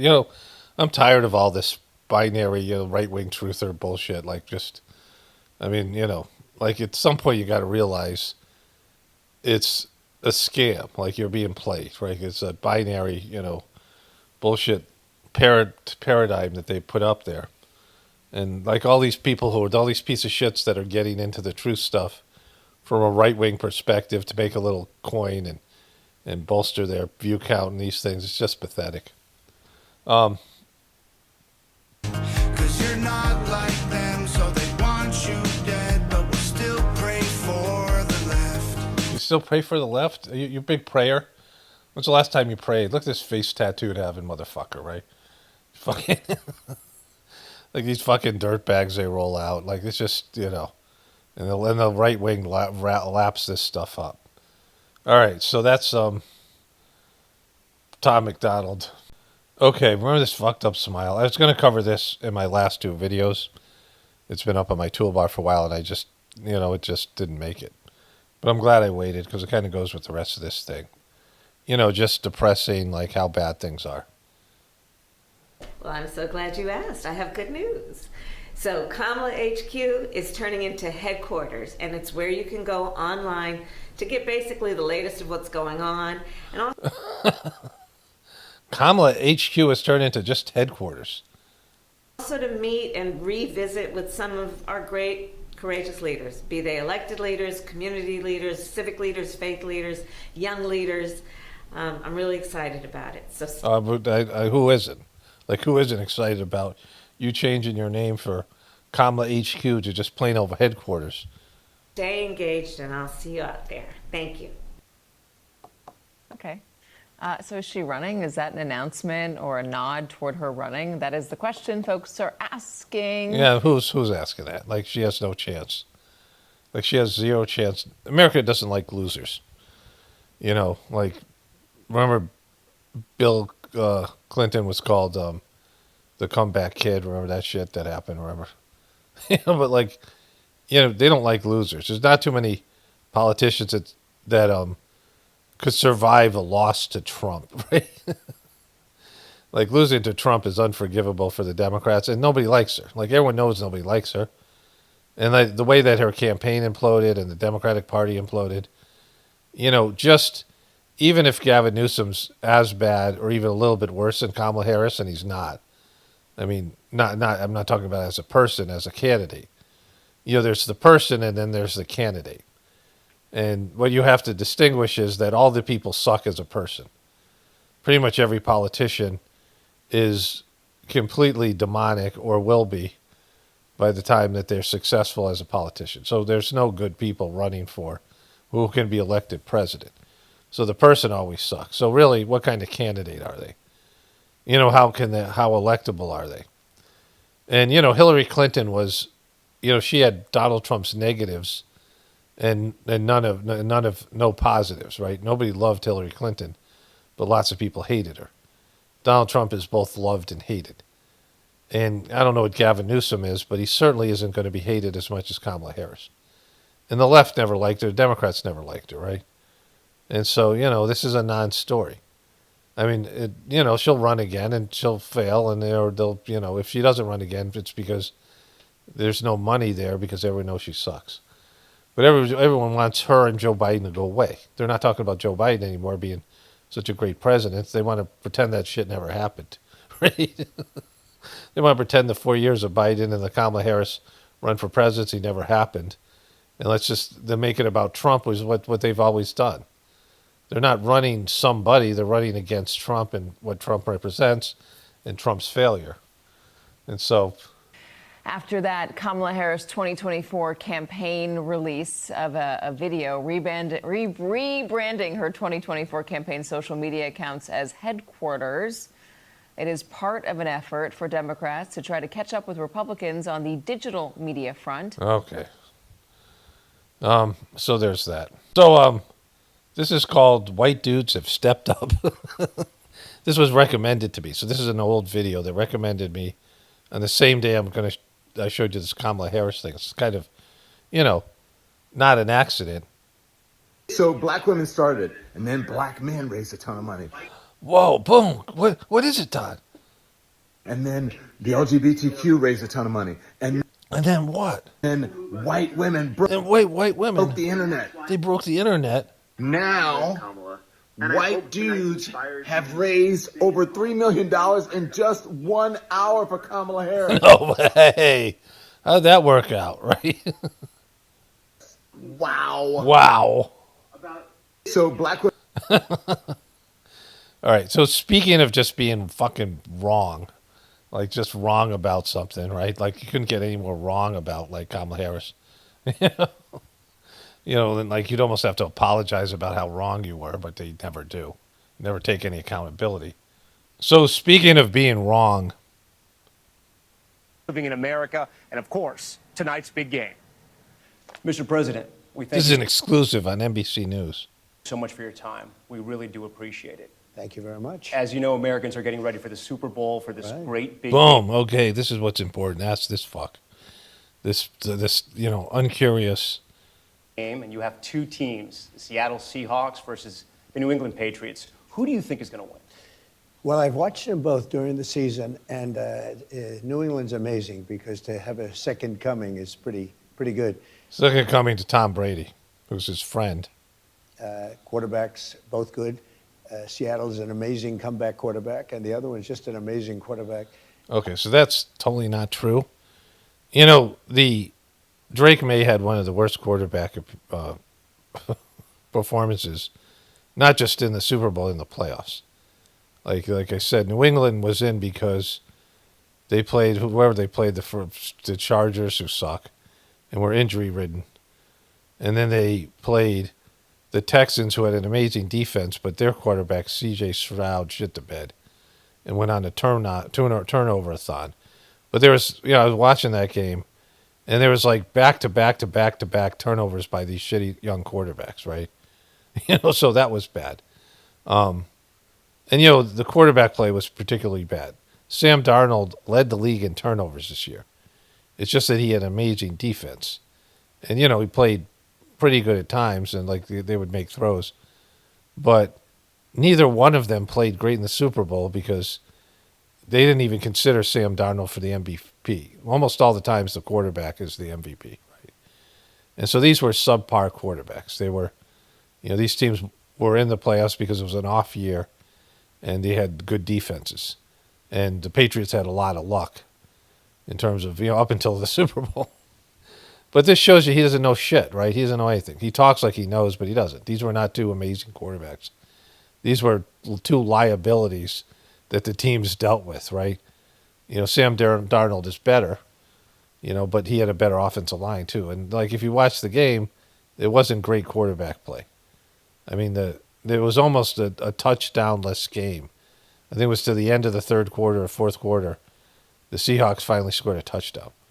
And yeah, some of that was the defenses, but mostly it was Also, it was also combined with bad quarterback play, right? But this shows you he knows nothing, right? This is something that, the average football fan, the average American football fan knows this is bullshit. And if he doesn't know something about this, he certainly doesn't know about anything in terms of the military or politics or any of these other things because he's not interested. He's already talked about how he gets bored by stuff. And so, like, it shows you that, like, this guy is not, it should show you, like, if you're still a Trumper, this guy's a fucking moron, right? Let's move ahead and see if there's anything here. It's only a few days, but the Democrats have gone to another subject. I think they're probably saying dictator or something. They've got a new word. They don't use the word affordability anymore because prices are way down. When I took over, eggs, poultry, all these, and I think 26 is even going to be better. We have hundreds of to build them, and the plants are under construction. Did you not ask him about Epstein at all here? You think those plants will open in your term? Open border, and we've done a big thing. Crime historically, and Republicans will say Democrats don't want to work with President Trump. They blame President Trump for everything. What's one thing you can do, really, to help Americans find common this is how much they've caved. They didn't ask him one question about Epstein or anything about the murders of American citizens. ground? Well, we're working on the Save America Act, which is going to secure up a lot of things, but secure up our voting. I think people would like to do it, and I think Democrats would too. When you go to... Why would they do it? And by the way, it polls, even with Democrats, they want that. So that was your fucking interview, bro? No, nothing about Epstein, nothing about... Let me check the transcript. So NBC News is supposed to be liberal. They've cut ties with MS Now because they don't want to be associated with that hyper-liberal fucking bullshit, right? He didn't ask at all about Epstein, like not fucking one question. And here. Crossings are at historic lows, but the entire country watched those videos of 2 Americans being killed in Minneapolis. Yes. You've gotten calls from your own supporters to make changes, and now you're pulling out some officers from Minneapolis. Are there more changes coming?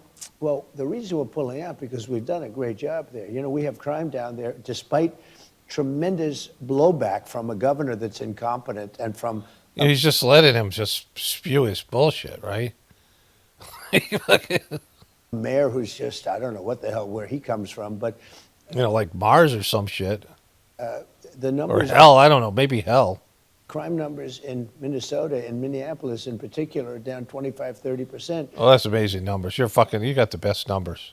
Because we've removed thousands of criminals from the area. These are hardened criminals that came in. He's just letting them fucking ramble on about the fucking how bad the Democrats are and how great they're doing. This fucking guy, man. Like, this is how bad it is. It's just like they've been completely denutted. They've been denutted by this fucking piece of shit, right? All right. Okay, so this just showed up. I was going to move on and wrap this thing up. But this showed up in my... I have all day to kind of edit this and put it together. I want to say more about the anti-Semitic ad thing. Hopefully I'll remember to do that when I edit. But anyways, this guy, Benny Johnson, another... Turning Point USA mogged the NFL in their competing halftime shows tonight, and it wasn't even close. This guy, this is another gay Republican dude. I mean, just seems so fucking gay, right? That totally not like, a masculine kind of Republican, heterosexual kind of guy, right? This guy, Benny Johnson. And, they all seem gay to me. If they're not gay, they're like, gay adjacent. Like they're just, but either way, they're not manly. They're not the kind of, the people that they're marketing to, they're NASCAR, tough guy Republicans. They're just not, that. But this silly idea. And here's why. The NFL is an American football league. It's called the National Football League, not the World Football League. There's no World Cup for football. It's a uniquely American sport. Our national language is English. Okay, so we all get that, right? Like, just why are you saying it's fucking obvious?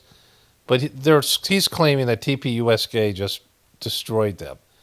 So are you saying to me that the right wing, the Republicans, and all these people came together, millions upon millions, like, I don't know how many people are watching the Super Bowl, 100 million. And there's many alternatives to the Super Bowl halftime show. Like TPUSK isn't the only one, and you don't have to watch it at all, right? You know, you don't have to any of it. And I think people would have watched it just to see it, so they could shit on it like I did, right? Like, you know, and so, I mean, there's no way TPUSK had more views. But if they did, you're saying that all you dumb fucks, all you Republican dumb fucks would rather watch Kid Rock than anything else? You guys tuned in to watch Kid fucking rock lip sync? It was a disaster. You know, and there was no reason for it. Like, there's just no reason. Like, there's no reason to tune into it because you could tune into anything. Like, you're really that hard up to see fucking Kid Rock? Are you shitting me? You know, like, you're that fucking stupid? You're Republican Party and the Republican people after all the... I mean, they hate Erica Kirk. Most people do. I mean, Erica Kirk's been a disaster. That shit ain't coming... That ain't going to be turned around. Like, she's just not likable. She's like a Kamala Harris. Like, she'd have the same luck as Kamala Harris of rebranding herself. Erica Kirk isn't, you know... And this whole TPUSK thing, and nobody believes the official story. And I mean, the majority of people, nobody tunes into that shit anyway. You're saying they get 5,000 views per video, but somehow they kick the NFL's ass in the ratings. That's what you're saying? And that lip sync fucking piece of shit, whatever it is. And if that was true, that would be horrible. That would mean like you guys are even fucking stupider than even I thought, right? Like, so, you know, I mean, just where you go with this, Betty Johnson? Do you speak it? And the NFL did not tonight. They had a press one for English, a pretty much commercial for mass deportations as they brought in Badbunny, who didn't sing a single song in English, had a creatively bankrupt performance. It was woke, it was cringe, it was hard to watch, it was derivative, it was... And so you think Kid Rock was great? You think that Kid Rock was ever fucking great? Kid fucking Rock, who, like, his peak day, he was a scumbag, real scumbag, dirt fucking bag, just low life motherfucker, right? I mean, just greasy fucking... If you saw Kid Rock coming at you, like, you know, you see him in the fucking parking lot, you'd be like, oh, look at the fucking dirtbag over there, right? If you saw Kid Rock, you'd be like, oh my God, that guy's amazing. If you saw him, just judging him on his appearance alone, what would you think about him? And then you hear his rap music, his lyrics, not just the one about liking underage girls and the Jeffrey Epstein Island, and the island, as he called it, you know, that whole fucking bullshit, but all of his lyrics. A drug addict, a fucking degenerate, the guy tried to be a pimp, and just, you know, horrible at it, like just the fucking worst. Like Kid Rock is like a, you know, I mean, it's all the degraded shit out there. You know, the Super Bowl halftime show was always filled with demonic Illuminati bullshit. Why would you be watching it anyway other than, you know, I watch it to cover it. I would watch it to shit on it or talk about it here. But who would watch it for entertainment? Like dead fucking sheeple NPCs? Who would watch Kid Rock? So, like, this is what you're talking about. Like, America's so fucking degraded. Those are the two choices. Fucking Kid Rock and a couple of, you know, no-name country singers. Or fucking, you know, this guy rapping badly in fucking a language not, you know, that isn't English, right? That's, you know, like, this is what America's become. You know, I was kind of a little bit excited. Like, you know, I say every year I get a little bit of Christmas spirit, even though Christmas is, like, you know, abhorrent to me with the materialism. It has nothing to do with Christ or any of these things. And I kind of was a little bit psyched about the Super Bowl. I got a little bit excited about it. And the game was horrible, and the fucking ads were horrible, and I was like, Jesus Christ, this is a waste of my time. I mean, more often than not, this Super Bowl thing is bad. You know, it was for a number of years because the NFC was so much better than the AFC. And there were blowouts every year, you know, in the 90s, you know, the Cowboys and the Redskins and the fucking Chicago Bears. And it was just like 10 years where the Buffalo Bills sucked and, you know, they were the best of the AFC, but they were not, other than 1 year, they really couldn't compete with the NFC. And there's this like 10 or 15 years where the NFC won like every fucking Super Bowl. Very easily. You know, it was like there was a game between the Cowboys and the 49ers, and whoever won that game was going to win the Super Bowl. Like, that was the NFC Championship, and that was the real Super Bowl. And the game was like great games. They were like competitive games. When San Francisco was winning every year, and then, you know, there's this long period of time. And the AFC, you know, just couldn't produce a quality opponent for whatever reason. And they had to change it because the Super Bowl was like fucking underperforming. You know, I worked at some hospital when the Chicago Bears won their Super Bowl. It was like maybe one of the first Super Bowls I didn't watch. And like, I don't even fucking miss it. You know, my buddies were betting football. One of them was like a junior bookie, and they were like losing money to him. It was like bad. And, you know, like they got into betting and, you know, this whole thing. And they would watch 3 football games on a Sunday, and like I did it once. And I'm like, oh my God, I feel like I'm going to be sick. Like midway through the second game, it's too long. When I watch sports now, I fast forward through all kinds of shit. The commercials, certainly, all the downtime. Like I can watch a football game in about an hour. If it's a good game, I'll watch the whole thing. If not, it's like a blowout. I can just fucking do something else, right? But, you know, this like Super Bowl thing was just an atrocity. It's like America's jumped the shark. That's what this is. You know, we see it, and it happened a while ago, and it's just, you know, and people are just realizing it. Like I've been feeling like this is like last summer was such a great summer. Like it's the end of this. Like I'm really enjoying things, and I was maybe feeling like this may be the last Super Bowl I saw or whatever.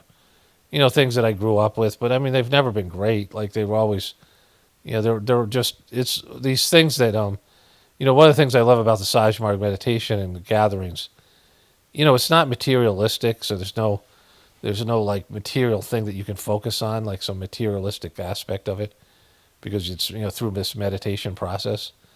But I would leave feeling great, like I mean, amazing, like I'd evolved, and it over exceeded my expectations, and as my expectations grew over the years of, you know, like I've just, you know, out of a sense of like, yeah, these things are great, these gatherings. Like in the beginning, you know, I didn't know what it was, and you know, and then oftentimes we'd get sick and traveling issues. There'd be some like fucking stressor. But it's like you get the hangover in the beginning, which is called cleaning, and then at the end you were just blissed out. It was amazing. It was one of the few things that always exceeded my expectations, even as my expectations grew over time.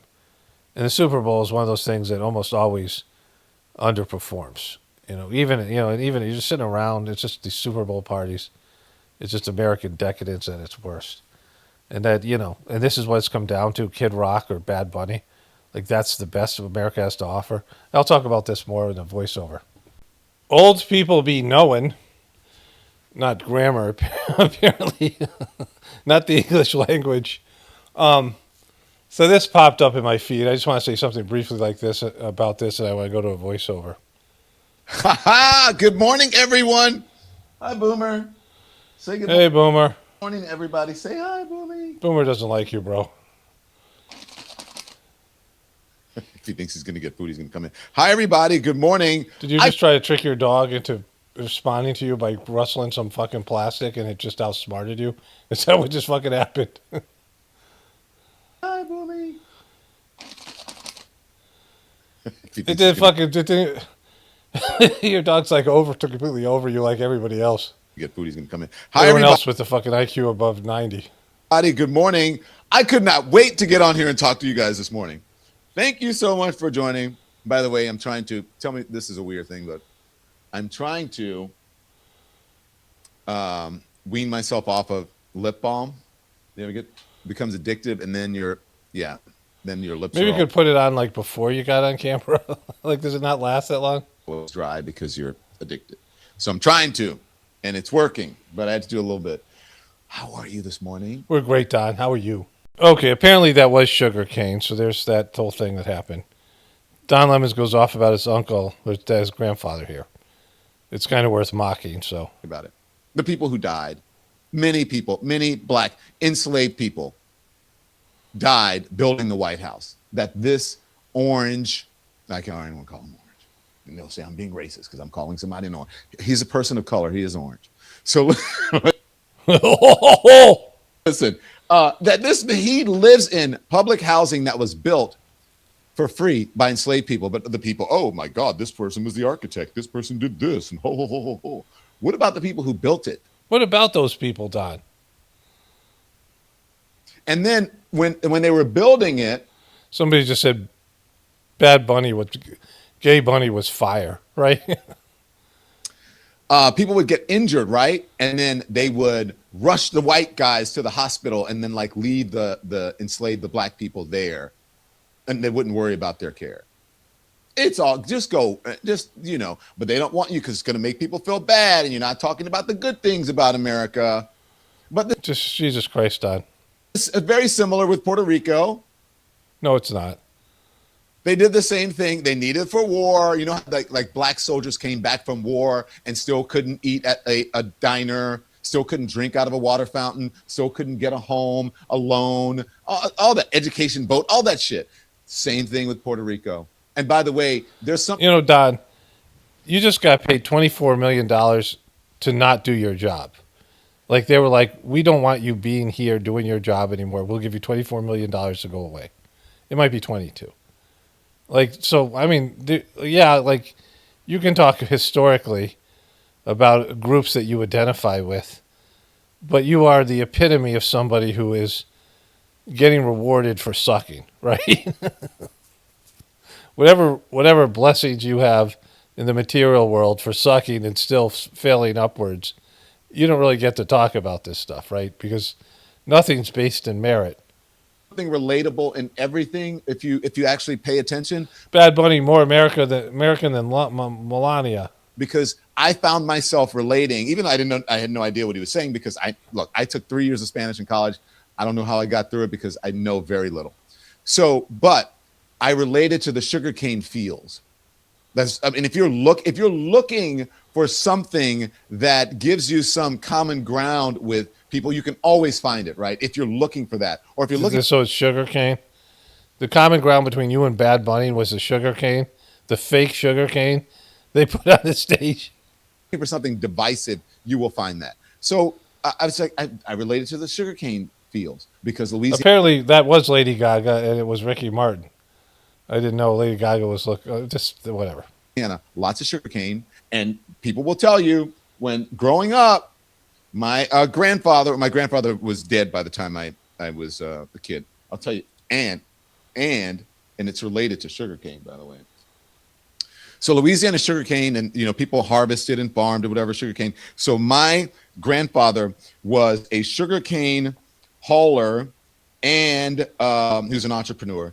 And he had an ice house that was next. Wait, he was housing ice guys over there? What's wrong? Was he a MAGA? My grandmother's house. Like, people would come back in the day. You'd have to go and you buy ice. Like, there was a milkman and there was an iceman. So my grandmother. His grandfather was an iceman. Did very well because he was a guy in town. If you needed ice, you'd go to Mr. Bulleney. You'd go to Frank Bulleney. That's my grandpa. And by the way, I did not know him because he was changing a tire.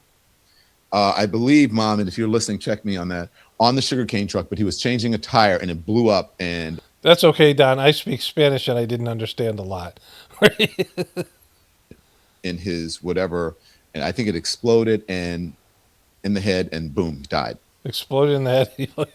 What the fuck are you talking about? So what's your association with sugarcane? That there was some sugarcane in your family history, but you didn't ever get to see it because your grandfather died. What? Let's hear what he said there. I missed it. I believe, Mom, and if you're listening, check me on that, on the sugarcane truck, but he was changing a tire and it blew up and in his whatever, and I think it exploded and in the head and boom, died. What the fuck? I mean, you don't know like how your grandfather died. You'd kind of remember if a tire exploded and killed your grandfather somehow. What shot out of the tire? So that was my grandfather. And so as I was growing up, we had sugarcane trucks in our yard that we used to play in until they hauled them off because by that time the sugarcane thing was done. But we had these big, like red, orange, red-looking sugarcane trucks. There were red sugarcane trucks. Purple. In my yard. So that resonates. See, I love sugarcane. Like, in India, they have this drink where they take sugarcane and they put it into it. They juice it, and they put ginger and lemon with it. Like, they fold it within the cane itself. There's like a cardboard type of woody outside to the cane, like bamboo, and then there's the inside. And I have one of those things. I can make this juice. We used to do it quite a bit here. It's just that, I have to cut back on sugar. But there was a time where I went to a gathering in India where I was fucking, it was so hot. It was like 110 degrees in Hyderabad, and I was just going to the sugarcane truck I got like 7 glasses in an hour. Like, I just love this stuff. I was like, I think I have a problem. It's amazing. Like, it just tasted, and it was like, pure, and sugar cane from sugar, raw sugar, it has minerals, and it's much better. Of course, it is really sweet. It spikes your blood sugar. But I was so hot, and I was just like, and they would put ice in it, right? So it was like amazing. It was like natural soda. To me, because people did what they had to do. If you were a person of color, if you came from enslaved lineage, if you were an immigrant in some way, Latino, whatever, you did what you had to do in order. You're only saying Latino because Badbunny was this guy last night. Like, that's survive, and that was many times you were in the service industry in service of others. As what's happened now, that's what this country is about. So when I hear people talking about they're not citizens and we are English. My mom told me to stop cursing so much on here, but I just want to say F you with that shit because Wait a minute. You're saying F you, but you said shit? Your mom's going to be still mad at you. English was not the original language of this country. I mean, if you really want to know, the original language would be the Native American language. Are you shitting me? You think there was one Native American language? Have you never watched a movie, like even some racist old Western, that like there would be a Navajo interpreter or a Comanche interpreter or any number of these Pequot, right? I mean, they all had different languages. And there was, I mean, I don't know. I think there's hundreds of them. Or it would be Spanish, in Espanol. No, it's not Spanish, bro. What are you fucking talking? Like, that's your, you think there's one Native American language and the Spanish were here first? Like, that if there were Spanish people here was the native language for America? What are you talking about? What do you think happened to, a lot of these Spanish peoples are formerly Aztec and they were conquered by Spain. So these people like in Mexico and some of these other places, it's Spanish people are more white, slightly dark-skinned white, like Hilaria Baldwin.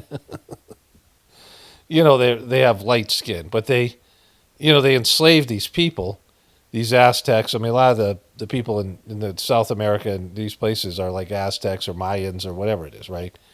And they are, if they don't look like people from Spain, but they were forced to speak Spanish, just like, what are you, oh my God, bro. Like, you're that clueless? It would be Espanol. That would be the original language of this country. Are you that fucking stupid? Are you that retarded? Holy shit. If you really want to know the truth. So, Don, that's not the fucking truth. That's also the Spanish language. It's a part of the oppressors, Don. So shut up, please. Yeah, exactly. Shut up. And exactly. So you just schooled us. Badbunny. So I put out a video. Can I just tell you, I think that I am pretty prescient about a lot of things. So this is what I said before the Super Bowl about what I wanted to see from the halftime show. You guys ready? Go. Okay, this game is good, but you look like a dumbass. Not that you look like a dumb self in front of a camera on social media or on a platform or wherever you are. If you're a politician or a person and you were talking about that and saying this should be an American thing, you look like a dumbass.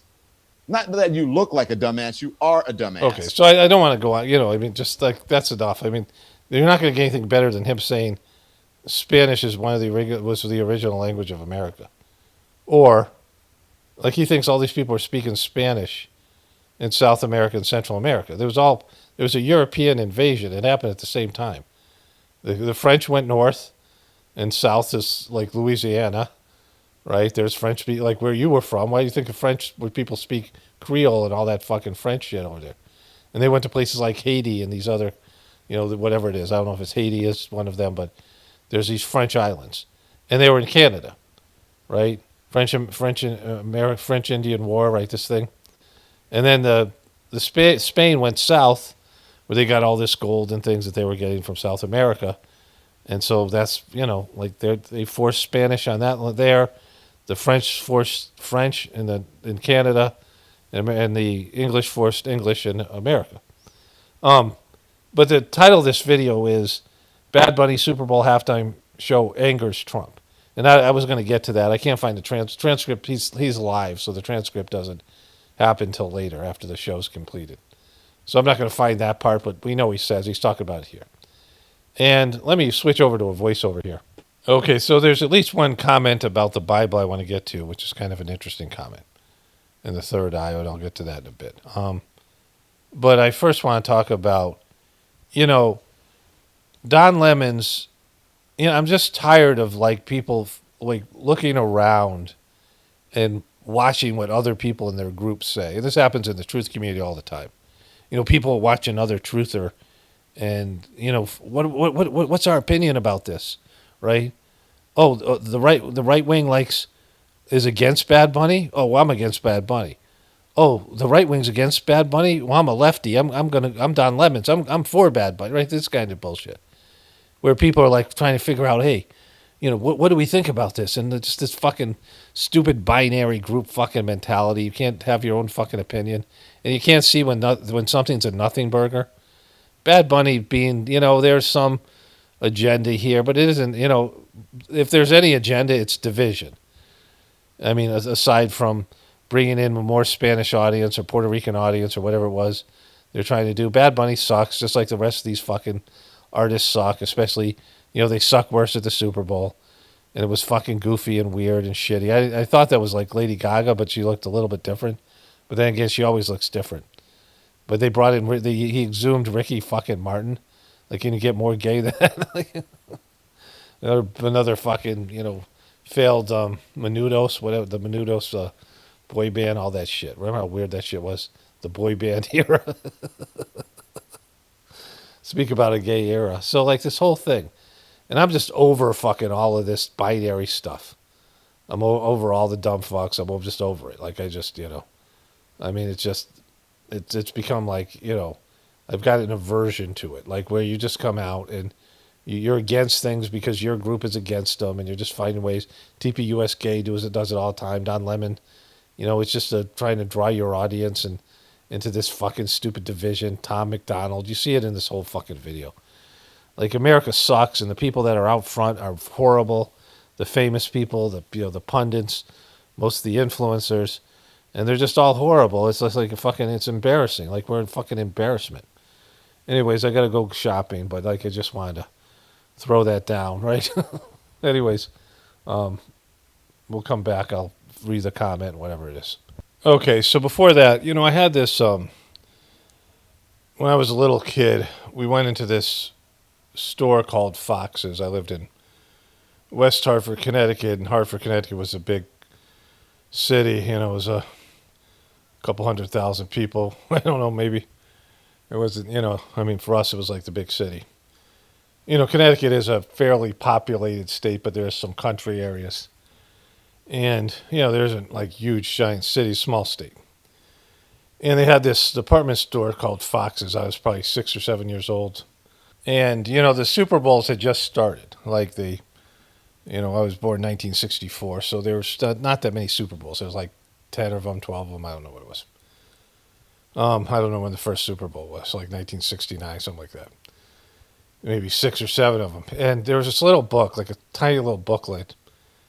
Fox's was this like, giant department store like you see in like the Elf movie. There's so few of these stores left, right? Most of them, Macy's, have gone out of business. Malls are now like, thing of the past, right? There's pre-mall. Like, malls were just becoming a thing. And this store had like multiple floors, totally decked out. It must have been Christmas time. And there's a huge sporting goods floor. And I was just like, it was like, it was like in Disney World or something. It was an amazing place, right? I'm like blown away by this place, right? I'm a little kid. They had escalators, probably one of the first times I've ever been on an escalator, like all that kind of shit. And, it was like magic. And they had this little booklet. I don't know if my dad got it. It was free or whatever, but I left with this little booklet. It was probably like 50 cents or something. And it had all the Super Bowls in it. And there were pictures in it. Like, most of them were black and white, but a few colored pictures, And it went through the Super Bowl, and it described the Super Bowl and, who won. And I read the whole thing. And, like, I just got into the Super Bowls. Like, I was, whatever it was as a little kid. And at that time I was a Cowboys fan because I went on a Delta flight and I got a deck of cards that was for Dallas, and they had the Cowboys on there somewhere, like whatever it was. This is back in the Tom Landry days. I was the coach, right? These pre Jerry Jones, and I was a Cowboys fan for a little bit, then a Vikings fan and a Bengals fan, and these other different teams I went through. Like none of the local teams appealed to me because they all sucked, and I just was always I never really liked local teams, and plus Connecticut really didn't have any local teams. We had New York and Boston teams, and I wasn't a big fan of either of those, any of their teams that they had. But there was a period in my life where I must have been, my high school days, certainly in my college days, where I realized the Super Bowl was always disappointing. And it started to have more importance because, like I said, my buddies would have Super Bowl parties and, whatever it was. And over the years, there was this big buildup. And I recognized that you'd spend your whole fucking, your Sundays. Later on I would work at Starbucks when I was going to graduate school when I was first married. And there was a guy he was like a manager of Starbucks. He was like younger than me. I was just working there like part-time. I was like working. I was getting my master's degree. And I had all these part-time jobs. And he was telling me how his Sundays, I'm going to church, which meant watching football. Like he was, this was, I was in New Mexico at the time, Santa Fe. And he was from Cleveland. He liked the Cleveland Browns. And, they were always a horrible team, but he just loved football. Like he played fantasy football leagues and all this stuff. But, long before that, I realized that there was this investment people would have in the NFL season, like any kind of sports, but particularly the NFL, and we put a lot of time and effort into it. And then there'd be an outcome, and it'd be like two teams you didn't care about or whatever.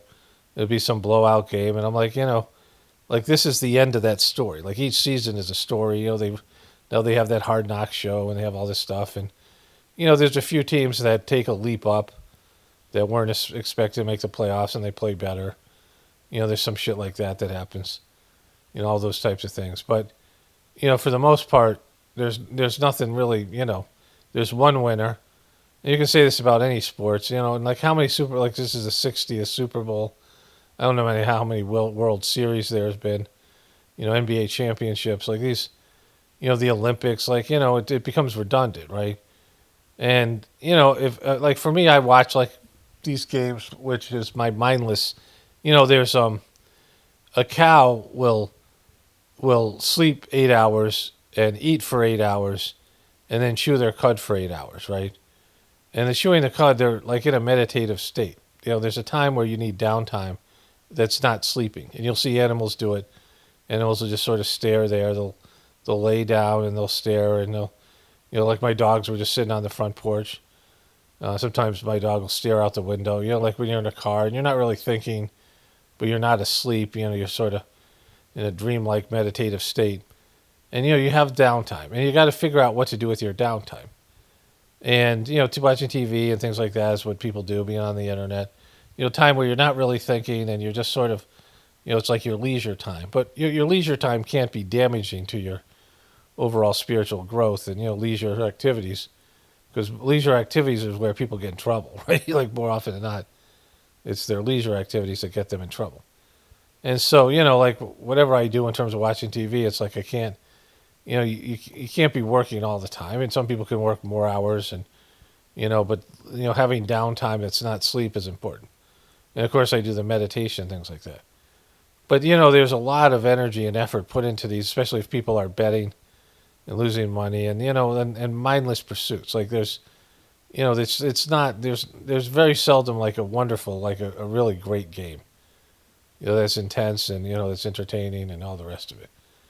And, I recognize that at an early age, like a lot of this stuff, it just disappoints because the end isn't really like some great thing. I remember playing a video game when they first came out. They had the original Mario Brothers, Nintendo, whatever it was, these big cartridges, and you hooked it up to your TV, and I was playing, and I wanted to get to the end of it.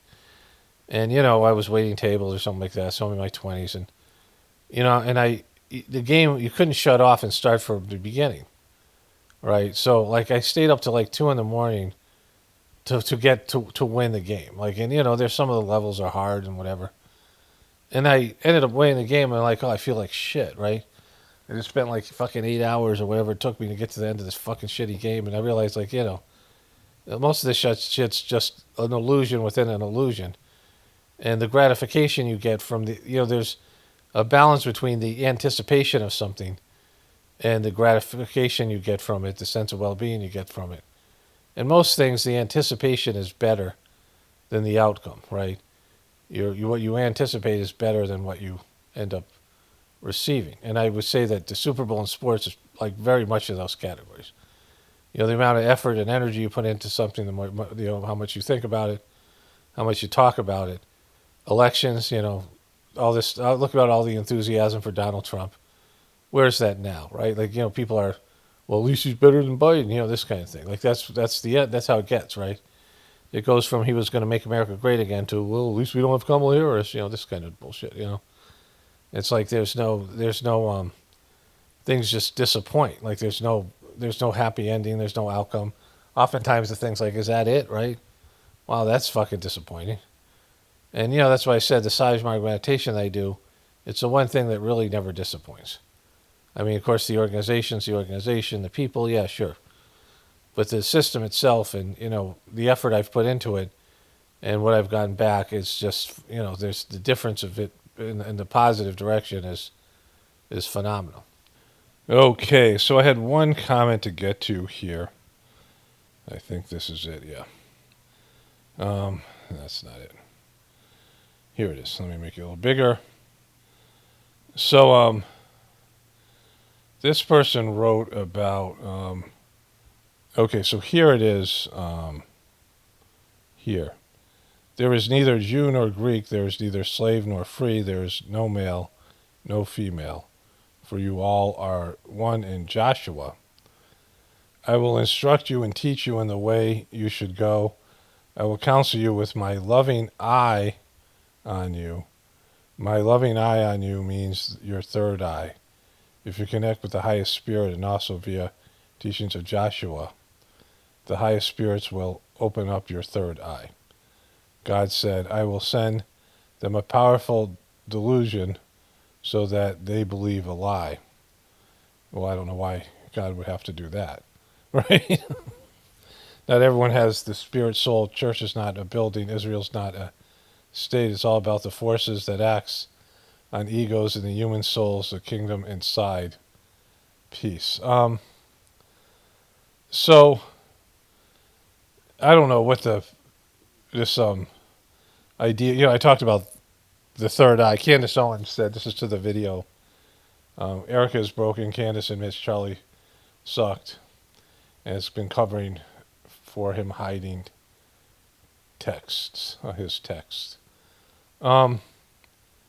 So this person is saying this is reference to the third eye. But, the third eye came from India. These discoveries, these yogic discoveries. See, like, this is the problem with Christianity and Christians, that they want to dismiss all the stuff from ancient India, but that's where the soul was discovered, the Atman, and they discovered all these other things that were more sophisticated.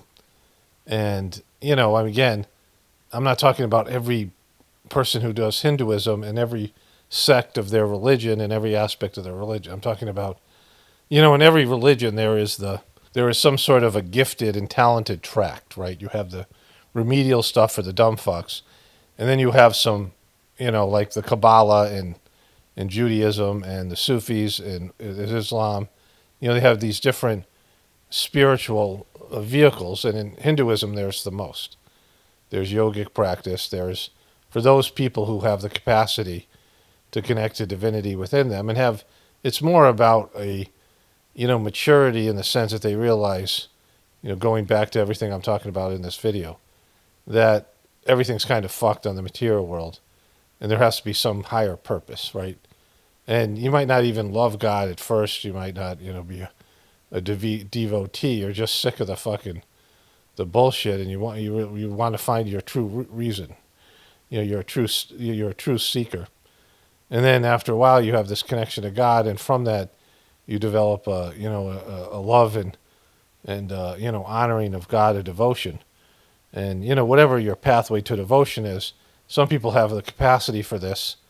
And, most people who do have the capacity end up either failing or not fully embracing it or whatever, which is really the bad part, because all the people that don't have the capacity for spirituality, those people don't have the capacity. You can't blame them for not having the capacity. But the people who do have the capacity, and they end up not really getting into it, right? They end up, going a little bit on, starting their spiritual journey and then giving up or whatever it might be, like gets too tough or whatever.